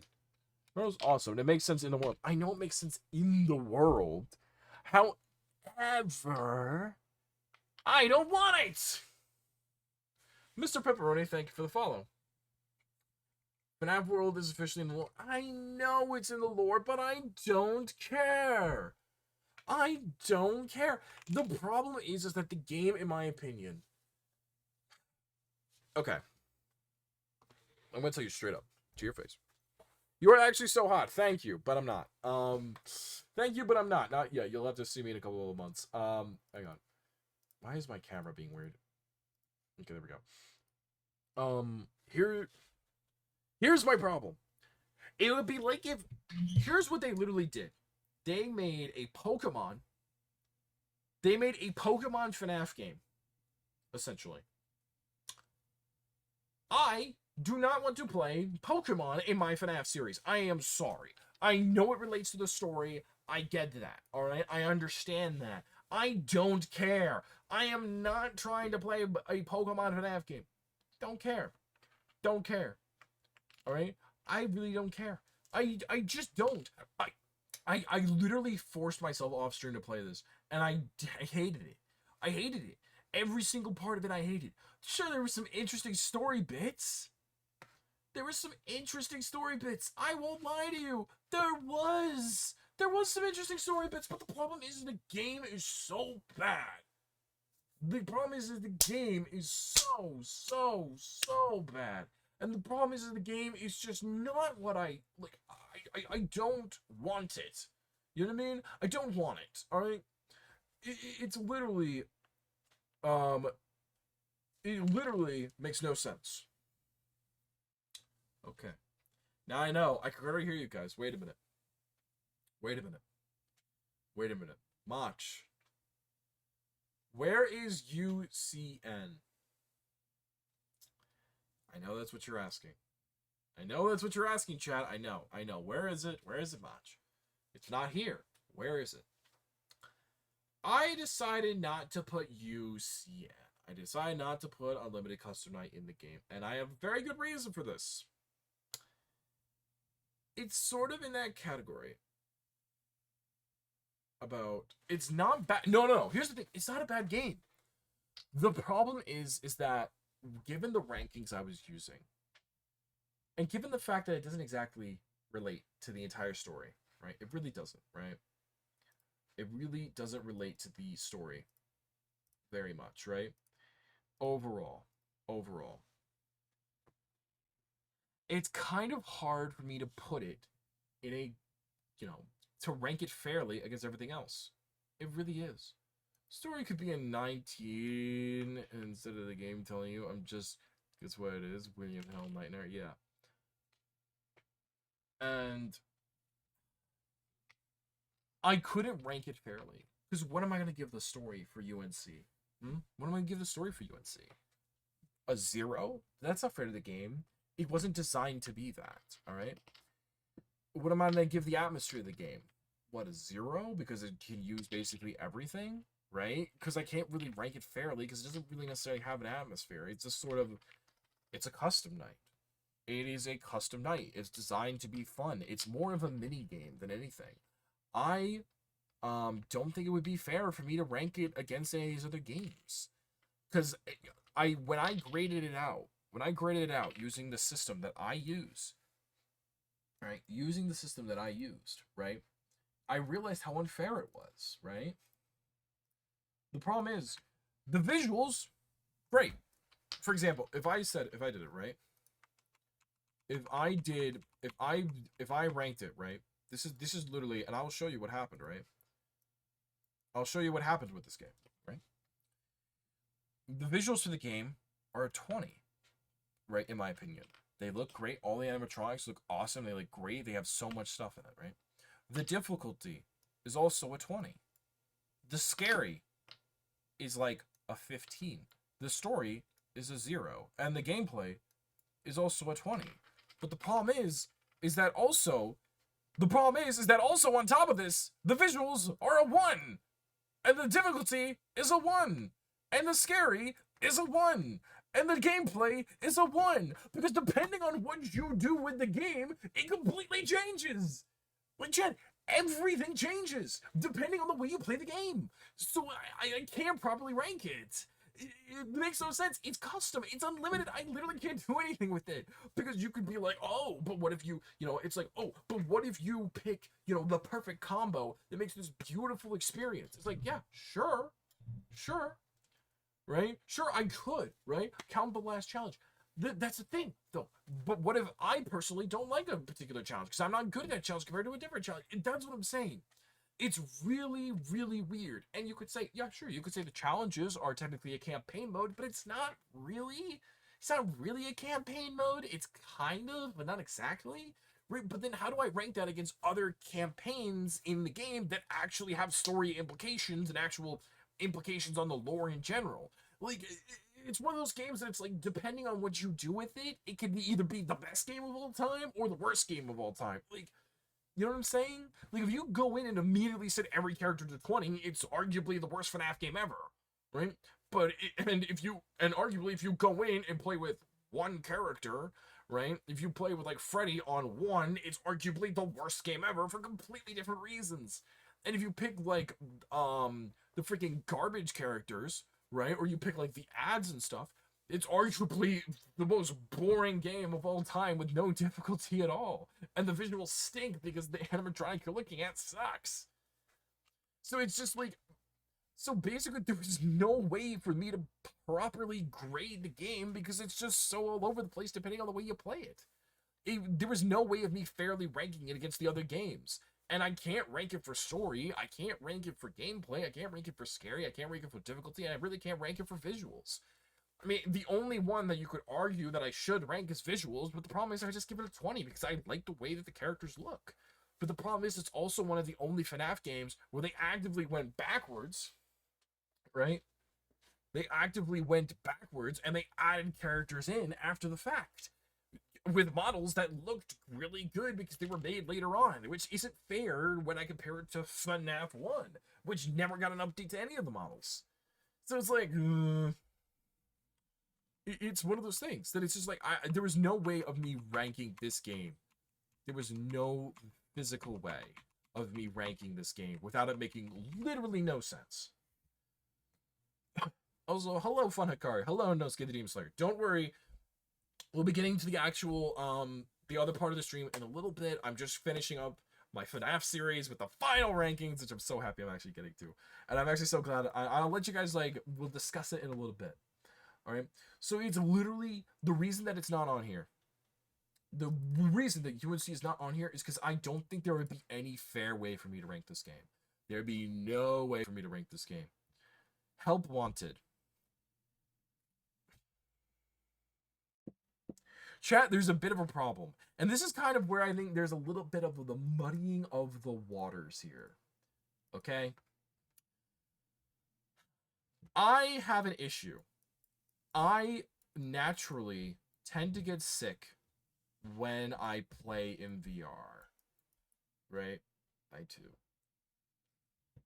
And so, the visuals and everything are weird.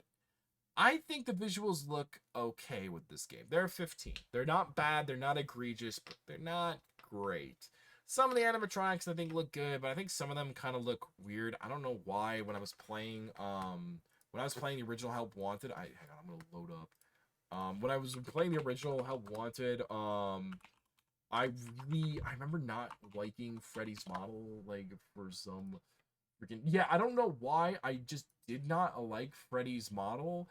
I don't know why there were certain things in this game that I just didn't like. I don't want to say it was bad, but I didn't like. It all felt very, like, VR-y, You know what I mean? Like, it's like, yeah, it's okay.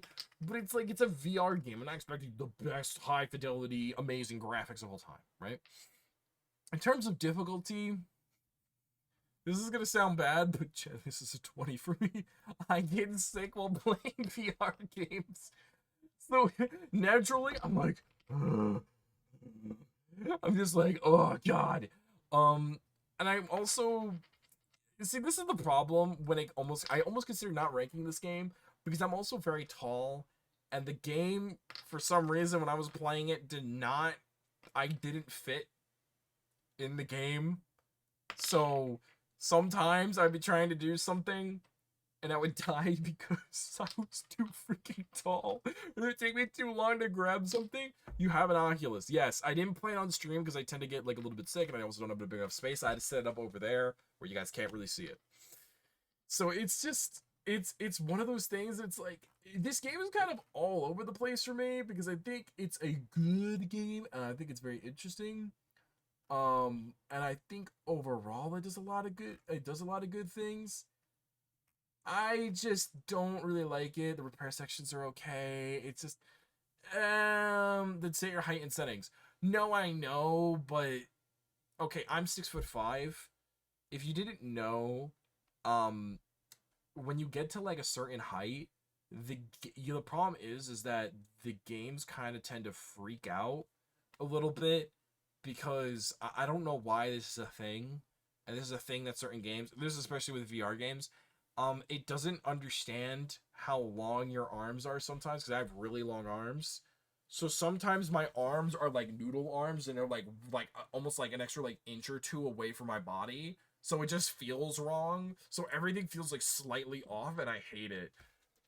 In terms of scary, I just don't find VR games scary. I don't know why I can't. I think it's just because they look too goofy sometimes. I think they just look too goofy at times. I think it's just because I don't think the models are scary. Do you mean the T-Rex arms in game? No. So my problem is that sometimes when I'm playing VR, because my arms are so long, the game makes my arms ridiculously long, and I think I have this problem in not Security Breach, in the VR game a couple of times where my arms were just like a little too long or a little too short, so it felt like I should be able to reach something when I couldn't. And that's again more of a fault of the VR headset, but I also am just kind of like, why did you make it VR? In terms of story, I don't know why. Honestly, can I just say this? I liked the story, but just not that much. I don't know. This is one of those weird games that I'm just like, it's cool. I like it. I think it's interesting. All right. I do like some of the, more mini games. I do like some of the mini games in it. I do like some of the environments they put you into. It's just like, I don't know how to put this, but it's just kind of like, it's just kind of, You have to face Freddy. My problem is, and again, this is why it's my rankings, you do have to face Freddy. However, I had a small issue when I did have to face Freddy. The one time I got jump scared by Freddy, my head kind of went into his face. So instead of getting scared, I started laughing really hard because I was so confused, and then I died, and I'm like, oh. I was like, oh, that was Freddy. I was literally just like, oh, I was inside of Freddy, and I just started laughing really hard. It was very silly, and I think I have a problem with taking VR games seriously because they just feel kind of jank to me. So yeah, in terms of story, I feel like honestly I could rank this as like a 10 and like honestly get like an 8. This is kind of where this game kind of lies to me. It's just such a weird game because it is VR and it is mini games. it's just kind of in a weird spot for me, and I think it's also because like VR doesn't work great for me, and I've never really enjoyed VR, so I think that's just kind of why this game ranks sort of low for me.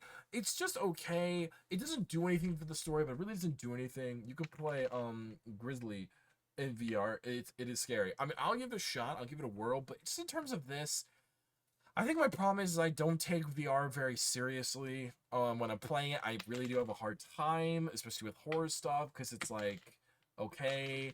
It's also like weird getting scared of something that like I don't know why. Like just in my head when I was playing the game, I'm like, why do these like models for the animatronics just not look that good in my head? They just don't look that good, and it just like maybe kind of laugh, and I'm like, wow, these aren't really that great. So when I ended up dying from them, it was just kind of like, okay. You know what I mean? And the couple of times that it glitched out kind of ripped me out of the game. I think VR is good. I think VR is good and interesting. I just think it was kind of made. I think VR is like a year or two away from being truly great. And I think this game just kind of suffers from it being a VR game. The plus drop present jump scare, it's good. But the problem is again, it's VR. Like I don't know how much I like. This is like one of those things where it's just like you guys don't really understand. I don't find VR scary. It's really hard for me to find VR scary because one, because of my height, things don't tend to scale very well. And it also sometimes I have this weird thing because like when something's smaller than me, I inherently just can't find it scary. I'm not like, dude, I can punt you across the room. You know what I mean? Like, so like that's kind of one of those ones where it's like, dude, I can like take you and chuck you. You know what I mean? Like, what's happening? Dark light mode plush baby minigame. Again, I think that's also part of it that kind of ripped me out was the fact that it was a minigame. I think to me, the scariest things is when I'm in a game for a very long time and you're just like your anxiety is slowly going up. It's slowly creeping up as you're like in the game. You're playing it for a while. It's like, oh god, when am I gonna die? You know what I mean? It's just like it's not. I don't know. It just never. I was never able to get like engrossed in the way that I wanted to. You know what I mean? I was never able to get into it. I think if anything, it would have been more scary if they had not made it a bunch of mini games, or just made it a bunch of if they had made it a bunch of one consistent story. I think I would have been more scared. Or if they made it like much longer mini games instead of having like 5 or 6 mini games, you just made it like 1 or 2 very long mini games that I could sit through and enjoy and start to feel that anxiety. Because I think that's something that FNAF games do super well that people don't recognize is you have that anxiety start to go up and up and up over and over and over again as you're playing the game, slowly waiting for that jump scare to happen. I think the mini games are just a little too short, in my opinion, to actually get you like have that feeling of rising tension. And that's just kind of me. I don't know. I really like sinking my teeth into a game, and this game just didn't let me sink my teeth in. So I would say Help Wanted, from the mathematical point of view, is a 63. Which is interesting, because I honestly thought that this game would go in the C tier. It's actually in the B tier. And I think this is actually really interesting. I didn't think it was going to be there. All right. It is time for one of the highest risers, in my opinion. This game rose so high on my board. So high. It rose so high on my board. And I did not see it coming. FNAF Simulator. Oh my god. When I played FNAF Simulator, why is FNAF 6 after VR? Because it was kind of on like the same train as that it was kind of, I don't know, it was just kind of a flow thing. It was kind of on like the same vein as like FNAF World, where it's like game, or like FNAF World and UNC, where it's kind of like games that are weird to rank. Chat, I'm gonna be honest with you. This game, in my opinion,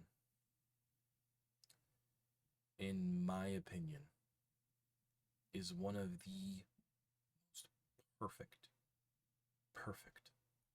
FNAF games ever.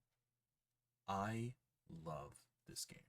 In terms of visuals, immediate 20. I love this game. I love the simulation portion. I love the actual security office portion. I love the way that it looks. I love the way that it plays. I love the way that it feels. In terms of difficulty, it's literally in the same vein. I love it. It's a 20. You can, the fact that it lets you choose, the fact that it lets you choose is awesome. It like lets you choose how difficult the game is, lets you choose the way that the game plays. I love it. I love it. I love it. I love it. I love so much of this game. In terms of just everything in this game, I think this is almost, I think, one of the most perfect FNAF games ever. Scary might be a 14. Even in, you have dark vents, no doors, no buttons, just dark vents. Yes, but I think it does that exceptionally well because it kind of combines multiple things in the game, in the different games, with the audio, being able to hear them, and the fact that you can actually hear the animatronics talk is actually pretty scary to me. And I think it's also really cool how many animatronics you can get. But I will say, it isn't the scariest game. In my opinion, in good faith, I could not rank this above FNAF 4's horror. In my opinion, I think it's actually a 17. I love the fact you can make the game scarier or less scary. I love the mini games in this one. Actually, does this one have mini games? Does this one have cutscenes? My bad. Hang on. I'm gonna double check. Let me double check before I say anything stupid. FNAF Simulator. Does this one have? No, this one has the This one have mini games? No, it doesn't have mini games. Does it have mini games? Sorry, this is what it is. This is what I love about this one. No, this one doesn't have mini games, but it has the. No, wait, it does have mini games. Wait, it doesn't have mini games? No, it has. It doesn't have mini games. It has the story bits, I think. Right? Is this the story one? Is this with the security puppet? Or no, is this the? What am I thinking of? No, yeah, this is the one with the security puppet. My bad. You have the hippo lines. You have so many parts of this game that I love in terms of the story. You have a good ending, which is where they should have stayed with this, okay? I genuinely think this game is freaking awesome. I love it so much. I love it so much. I think the story is great. I think everything about this game is really good. I think you get to learn more about the characters. You get the candy cadet. You get so many different options of this game. And I really think that the story really does benefit from it. I'm going to actually give the story about... Ooh, do I want to give it a 17? Ooh, I might. Well, everyone said, I always come back. There you go. It's so good. I'm going to give it another 17. Gameplay-wise, this is a 20. I love this game. It has so many... One, you use everything. You use absolutely everything in this game. All right. The only thing I will say about this game, unlike other games, I think the problem is that security breach kind of messes with the lore of this one. It kind of makes certain things less cool. So it kind of like suffers in hindsight. That's the only reason why I'm going to give it a 17. And I really wish they hadn't done that. I think that was really dumb. I really didn't like it. It felt like a great place to end. And for some reason, they try to continue it. And I think that just kind of messes with the story of this one. Gameplay wise, this is a perfect 20 out of 20. I love this. I love the simulator portion. All right. I love the simulator portion. I love the actual gameplay. I love the vents. I love the way that they did it. And now it is relatively simple compared to other FNAF games. Sure. But I love the way that they implemented a lot of the different mechanics from other games. I love the way that they kind of low-key implemented the hallways from FNAF 2. I love the way that they implemented the whole taking care of the facility from FNAF 3. I love the way that they implemented the audio from FNAF 3, but they also implemented it in such a way that it doesn't feel unfair, where you can't counter someone coming right up to your door, right? I really do think that. I think that overall, this game is as close to a perfect FNAF game as you can get. I think not only is the main gameplay loop great, but it has great secondary gameplay options with I also love the fact that the how do you stop the animatronics in FNAF Sim? It's actually really easy. You have the audio option, and then if you hear them in one ear, you look down that way, and that's what you do. Simple as that. And you have to constantly fiddle with the controls. It feels really, really good. This is one score better than FNAF 4. Yes, and I think it deserves that. I also love the bit at the end where you could salvage the animatronics. I think that's great. I also found a little bit of a cheeky little strategy where you could always win. So that was also awesome. I think there's so many ways to play this game. You could play high risk, you could play low risk, you could do so many different things with this game, and I think it's awesome, and all of them feel good to play. You can play extremely difficult, you can play extremely easy, and I think it's awesome. I think it's genuinely awesome. I love the options. I love everything that has to do with this game. I really do. I think it's just the most well put together, most interesting, entertaining FNAF game, period. I'm gonna say it straight up. And when I first played this game, I thought FNAF Simulator was awful because I didn't understand the mechanics of the actual security portion, because it's actually genuinely hard. And yet, when you play it, it doesn't get to the point where it ever feels unfair. Once you get it, and it's like, oh, this is what you're supposed to do. And the game tells you what you're supposed to do. It's not that it doesn't explain it. It's just kind of like, huh, what? And you just figure out the flow, the workflow. It's so satisfying to play. So I'm genuinely going to give this game actually and I think it genuinely deserves its spot past 4. Because I think it has even better game. I think it has as good of gameplay as 4. I think it arguably has a better story throughout, be it both the mini cutscenes that it shows you and the gameplay you get through the actual game. I think it's just overall one of the best games. I think visually it looks great. No one can tell me the animatronics when you're salvaging don't look absolutely spectacular in this game. When you are salvaging them, you get to just look at them and look them in the face. Oh, they look so good. Everything about this game, I think, looks amazing. The only thing I think you could argue is like, okay, maybe the office is a little bit plain, but even then, there's so many other parts of the game which I think go well above and beyond that it actually just kind of supersedes it. Now, this is going to be painful.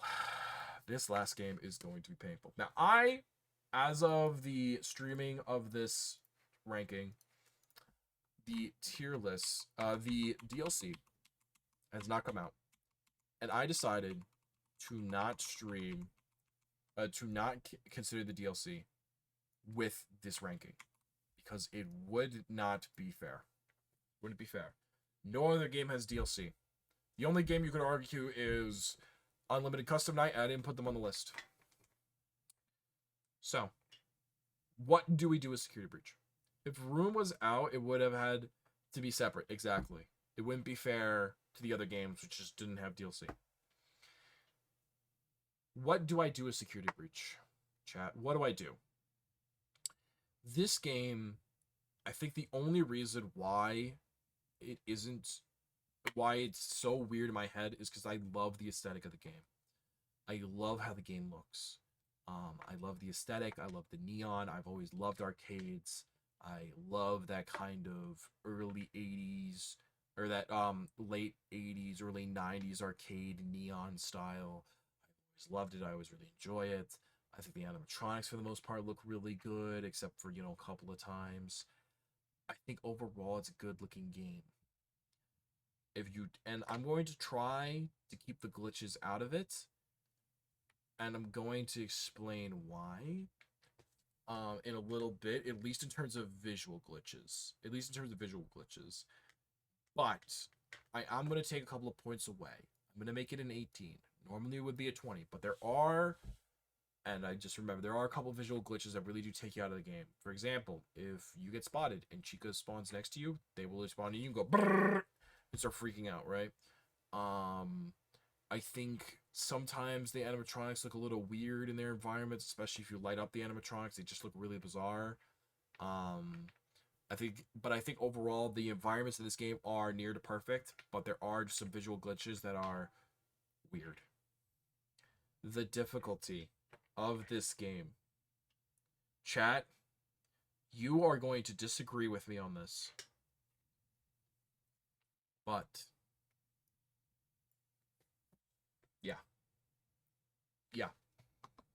You can fight me. It's a 0. I think the difficulty of this game is fundamentally broken. I think it's fundamentally broken. And here's why. I think it actually ruins the game.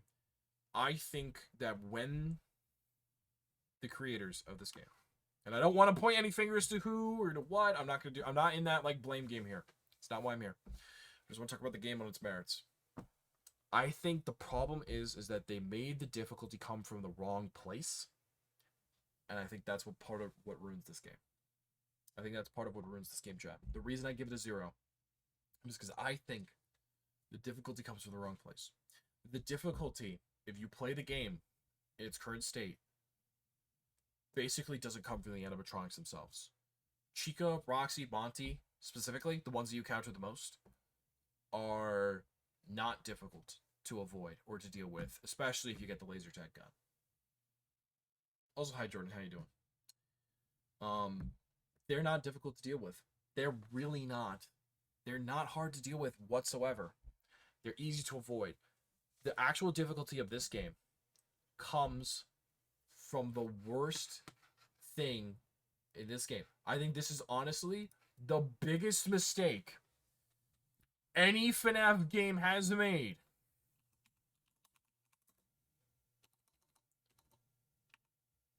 I think this was a huge mistake. Hang on. I'm gonna show it to you. I think the biggest mistake this game ever made, and I think the biggest mistake any FNAF game ever made, was these guys. These guys right here. The security bots. In my opinion, these things were the worst thing they ever did to the game. Here's why. Here's why. It fundamentally destroys the game. What they should have done, in my opinion, was they should have made a game similar to Alien Isolation. If you guys ever played that game, I think it is one of the best horror games ever made, period. They should have made it like Alien Isolation. The problem is, I don't think they knew how to do it.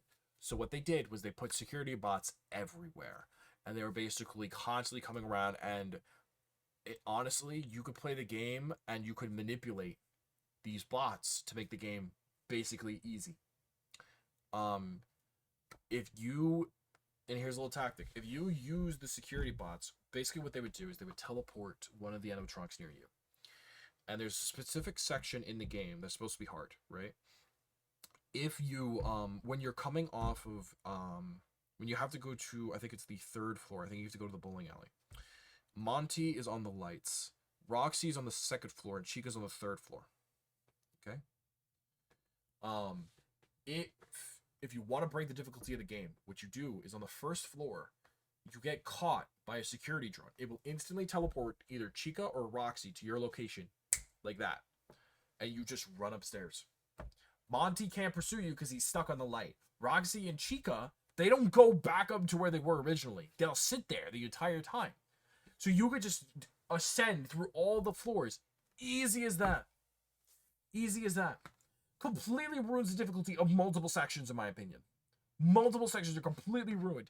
And these things are also so glitchy. Sometimes they'll end up spawning the animatronic 20 feet away from you. Sometimes they'll end up spawning the animatronic right in your booty. Literally just meep to your booty cheeks, right? Just scoop. Alright? That's literally what they do. Alright? They put you in scooping range, chat. Scooping range.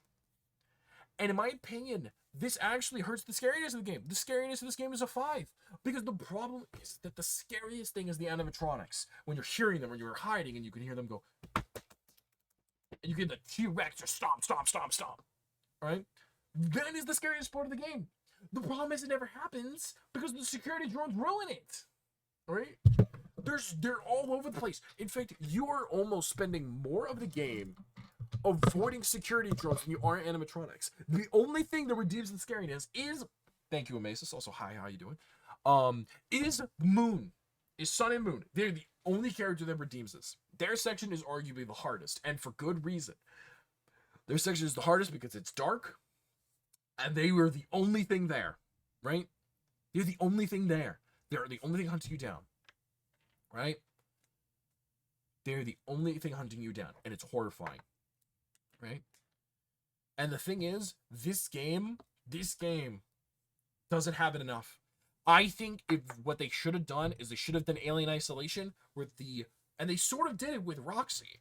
Roxy, one of the scariest parts of her thing is the fact that when you hide, sometimes she'll just go and she'll spot you, right? And she'll be like, aha, you're still there. Similar to Alien Isolation. What they should have done was design the AI like the aliens from Alien Isolation.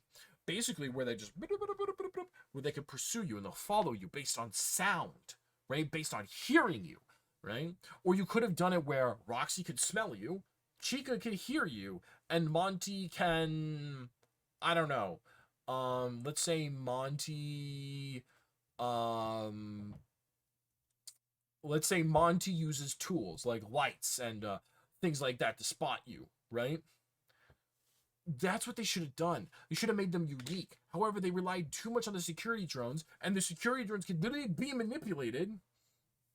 That way you could basically ruin entire sections of the game. Monty sees, Roxy smells, Chica hears. Yeah, like let's say Monty has extra range on his eyes, like on his eyesight, right? Roxy could smell you. It could smell you while you're hiding. Chica could hear you from long distance, or could hear you even while you're behind cover if you're moving too much. That's what it should have been. However, they basically made all the animatronics the same and said, let the security drones find them. And the problem is, because the security drones teleport the animatronics to you, it completely messes everything up. They should have used a microphone and implemented it into computers and the PS controller. Exactly. That is literally what Alien Isolation did.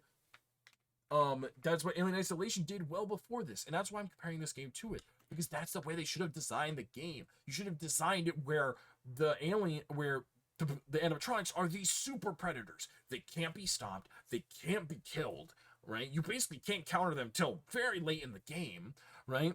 And the security drones should have been similar to the androids in that game, where it's like occasionally you find them and they add a little bit of extra spice and flavor to the game, where it's like certain sections where maybe like the back sections, right? Like maybe the main floors, like the atrium and the front lobby and stuff like that. There's no security drones there. It is just the animatronics walking around, right? And the back section should have had the security drones, which maybe they kill you, maybe they don't, all right? That, in my opinion, that's what they should have done. I think that relying on the security drones completely messes everything up. Okay? I really do. I really do. I feel like destroying Roxy and destroying Chica and Monty should have been swapped. Yeah, no, it definitely didn't make a whole lot of sense at the time. Or you know what, you could even made it so instead of Monty seeing it long range, maybe Monty is able to take pieces of like the environment and like throw them out of the way, right? Like maybe they're able to take like hiding spots, they're able to just chuck them and destroy them, you know what I mean? In terms of story, this has a weird story. Freddy is the father figure we needed? Yes he is. In terms of the story, and in fact this relates perfect to it. The story of this game is twofold. The lore of this game kind of sucks. I'm not going to lie to you. It really doesn't make sense. I don't understand why William Afton's wife wanted to bring back the animatronics. They were burned. They didn't have their spirits at all, basically. And I don't know why she would have kept Afton around. It really didn't make any sense. Also, huge spoilers, but I don't think anyone here cares, right?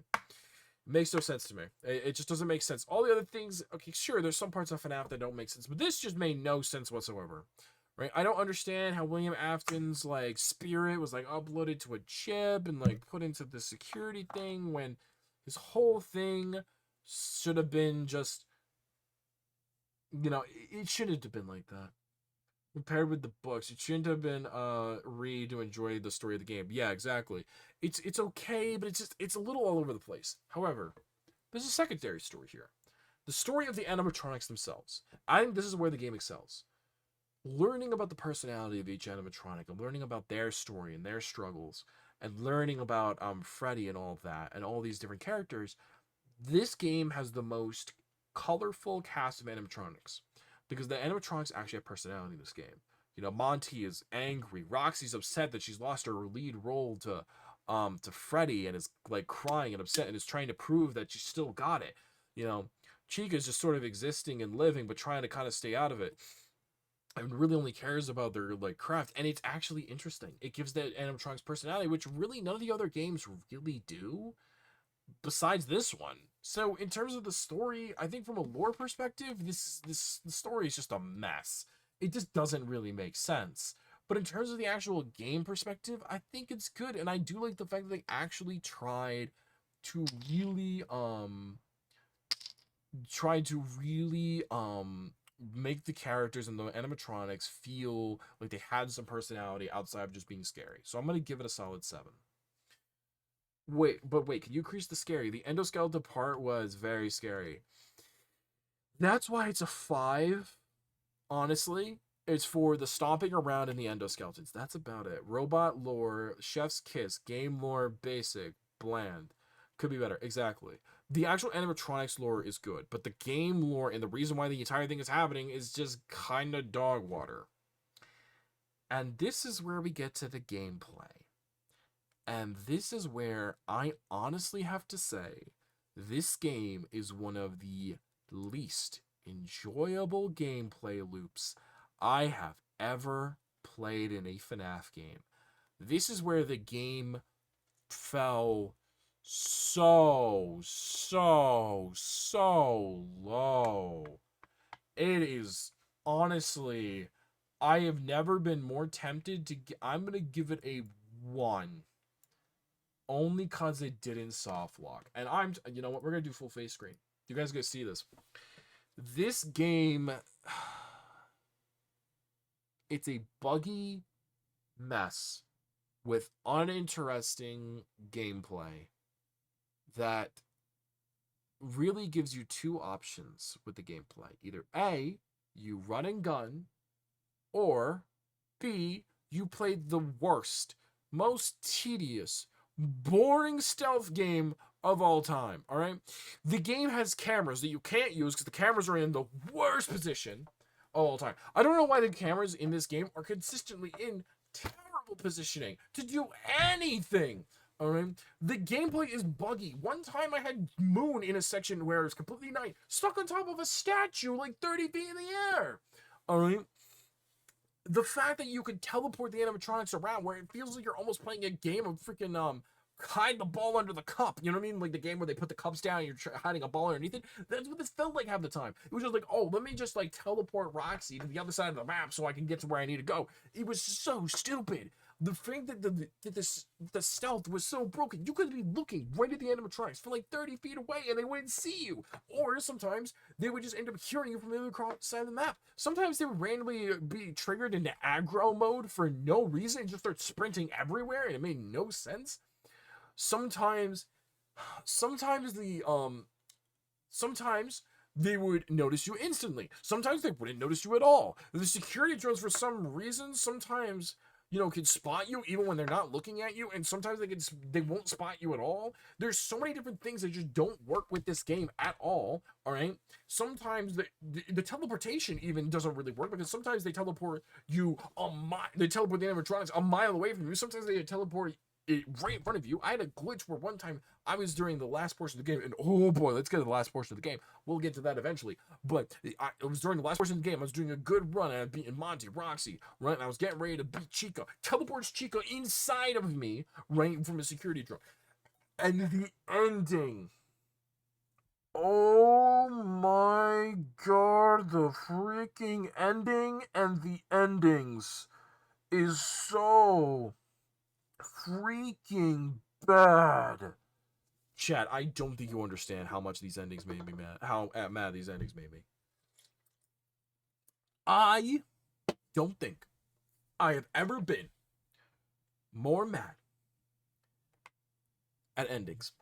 1, for all of you who don't know, you actually cannot get the true ending in the game, basically. Normally. Okay? When you actually hit 6 o'clock before you beat the game properly, here's what happens. The clock hits 6 o'clock. You get one ending. The normal ending, where you leave and then freaking whatever her name is, I don't know, Vanessa, comes and finds you and kills you, which technically isn't the true ending of the game.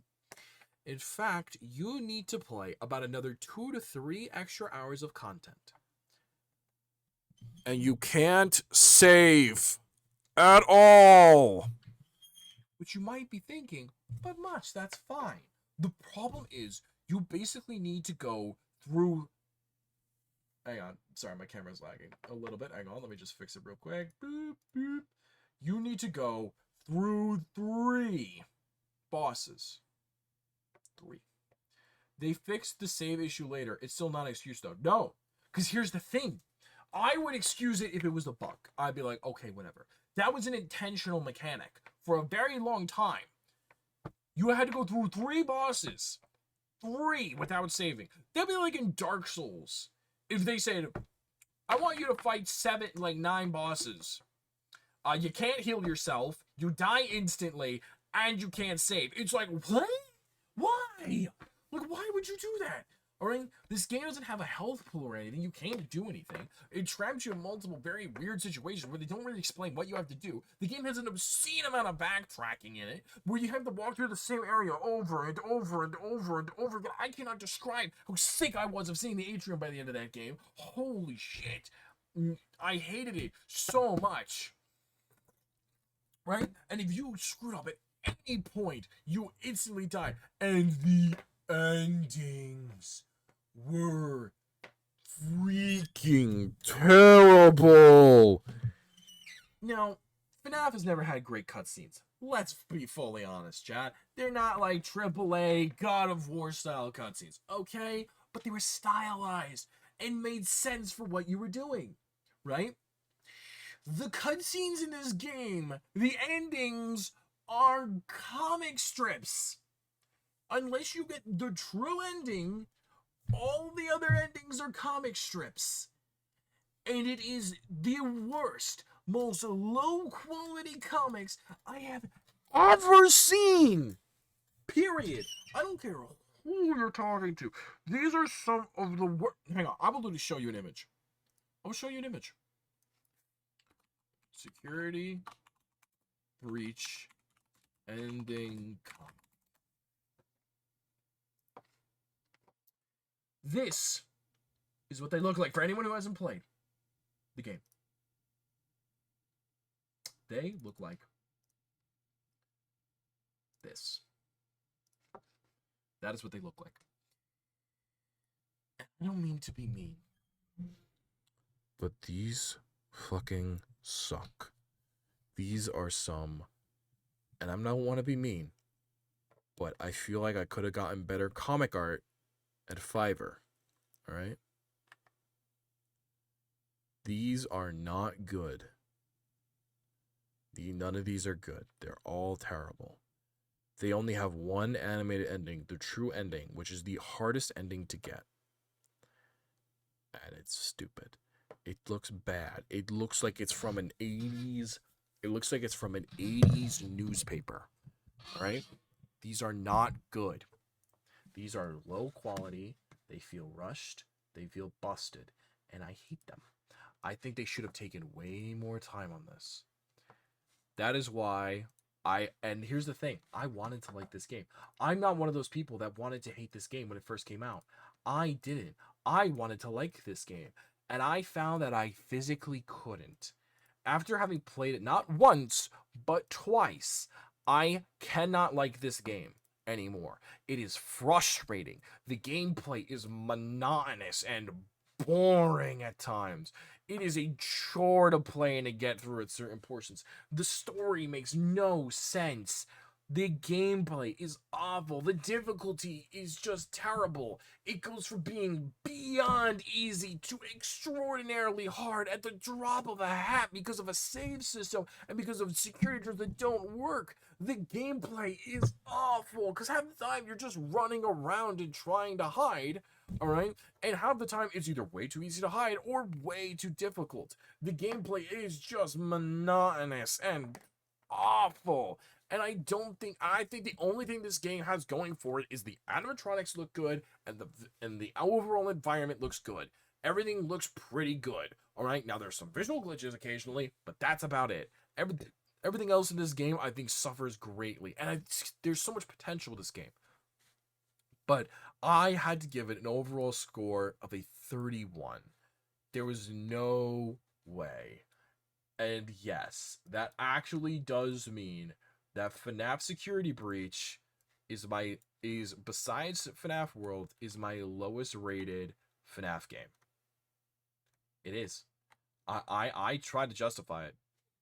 Right? FNAF World I don't even consider a FNAF game. But this one, I couldn't even justify it. I couldn't justify putting it higher than this. I really couldn't. I tried with all my might, but genuinely, I think one thing that's really bothersome to me, at least at this point, how have they not fixed this game? How have they not fixed this game? There's so many things that I think they could have fixed. I think it was just a thing of they got excited that they gotten everything. All right, they got so excited that they made everything, right? And they pushed out a game way too fast. They didn't hammer it out. It should have been fixed up. There should have been a lot of things done better about it. However, I think it is just mathematically, I have proven that this is probably one of the worst FNAF games. All right. Okay, feel free to argue now. Feel free to argue. And what I will do. Okay, and everyone, time for YouTube React night. Yay. There we go. All right. Cool. All right. Does anyone, I mean, they're working on Ruin. They won't update until that. True, but all I'm saying is yes. Spearheaded child. All right. Does anyone disagree with this list, though? I want to know. I'm open to some debate here. Does anyone disagree with this list? Does anyone disagree with this list? Is there anything here that you think should be changed? Anything that should be rearranged before we go on to doing just some chill YouTube React night, all right? I agree with this list. I think these two is correct. I think FNAF World being down here is correct. FNAF 3 was the worst. Here's my thing. The story of FNAF 3 carries the game, right? I believe Security Breach deserves its own tier under F. No. Here's the thing. I don't think that it deserves shit. Wait, are videos I sent during the stream going to be reacted to, or do I need to resend them? Probably. You probably need to I mean, if they're in the react section, it should be fine, but who knows? Who knows? Oh, did a bunch of people post a bunch of stuff? Well, then, maybe not. I'll probably scroll up to whatever was started today. Yeah, I can scroll up to what started today. That's pretty easy. All right. I just think... See, the problem is I want to rank it lower, but I will say visually the game... It's kind of like these two games, 3 and Security Breach, kind of exist in the same area for me, right? Security Breach is bad because the story is bad, and like the gameplay's bad. FNAF 3 is the same way. Visually, it's bad. And gameplay, it's bad. But the story carries FNAF 3, and I think the overall visuals of FNAF Security Breach carry the game. That's why I don't think they go in F or terrible, right? If they were, like, unplayable messes, then yeah, they'd be going down here. But they are playable. You can beat them. I think the problem is, though, the gameplay of this sucks, and the difficulty sucks. Wait, was the story a 0? The story of Security Breach was a 1. The story of Security Breach was a 7. Only because I did like the fact they gave characterization to the animatronics. That was the first game that ever did it. So I gave it a 7 overall. I think that's fair because I really like that because I think it has always been kind of lacking in that department. I think that the games have really been lacking in that department. What about the post in the note room? Okay, that's kind of one of those things where I don't really consider it too much. You know what I mean? Like, stuff like that is, like, when I'm considering story, I'm talking about the story throughout the entire game. Easter eggs are, like, minor things, because, like, yeah, there's a lot of good Easter eggs in Security Breach. However, I don't take those too heavily into consideration, because they're not a full-blown story, they're just, like, an add-on, right? When I take into consideration the story, I'm talking about the lore, and I'm talking about the actual gameplay story, right? So, like, that's why I consider, like, the mini-games and the gameplay story to be two separate things. You know what I mean? Otherwise, it doesn't really make sense for me to do that. Alrighty then. Alright, hang on. I think I'm going to switch over now, chat. I think I'm going to switch over. I'm going to save and download this list. We're going to save this as the FNAF list. I thought that I was going to have, like, more crazy rankings with something, like, really off. Actually, not too bad. Also, Mach, how have you been? I've been good. Well, wouldn't FNAF have zero story because it's only Easter eggs, FNAF 1? No, the reason I didn't give it, I think I did give it a relatively low score, is because it was the first game. I cut that one some slack because it was, like, the first couple of games, I cut it a little bit slack because they were the first games. They were sort of establishing things, and I don't think Scott really knew where he wanted to take the games in general. So I gave them kind of a break on that, right? Because I'm gonna grade a game much more harshly, like FNAF 1, because it doesn't have like an overarching story, basically, right? And FNAF 2, kind of the same way, it wasn't nearly as bad. The first game should get a little bit slack. It was basically a test run. Yeah, essentially, it was a massive test run of the game, and it was basically never meant to go anywhere beyond that. So I don't really give it a whole lot of shit for that. I don't give it a whole lot of shit for that. I give games shit when they should be good, right? In my opinion, that game was not meant to be that game was not meant to be like a story thing. You know what I mean? It was never meant to have that. So I'm not gonna give it crap for, you know, doing something badly when it was not supposed to do that. You know what I mean? It'd be like me giving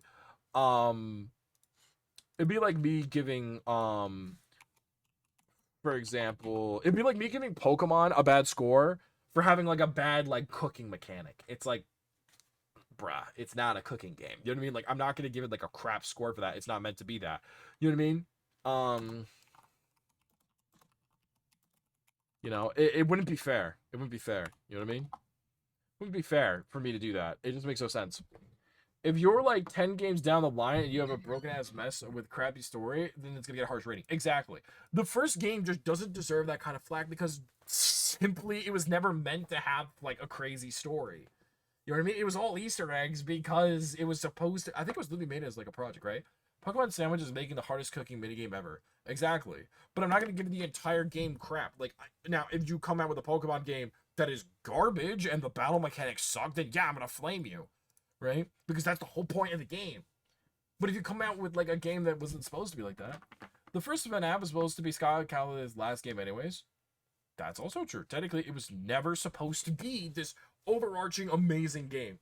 It wasn't like, it was supposed to be literally like the first and it wasn't made as a school. Hang on. Did he literally make it as a school project, I think? Hang on, I gotta go to just chatting now. Just chatting. Okay, there we go. Just chatting. If I laugh, I will give you 1 sub or a cookie. There we go.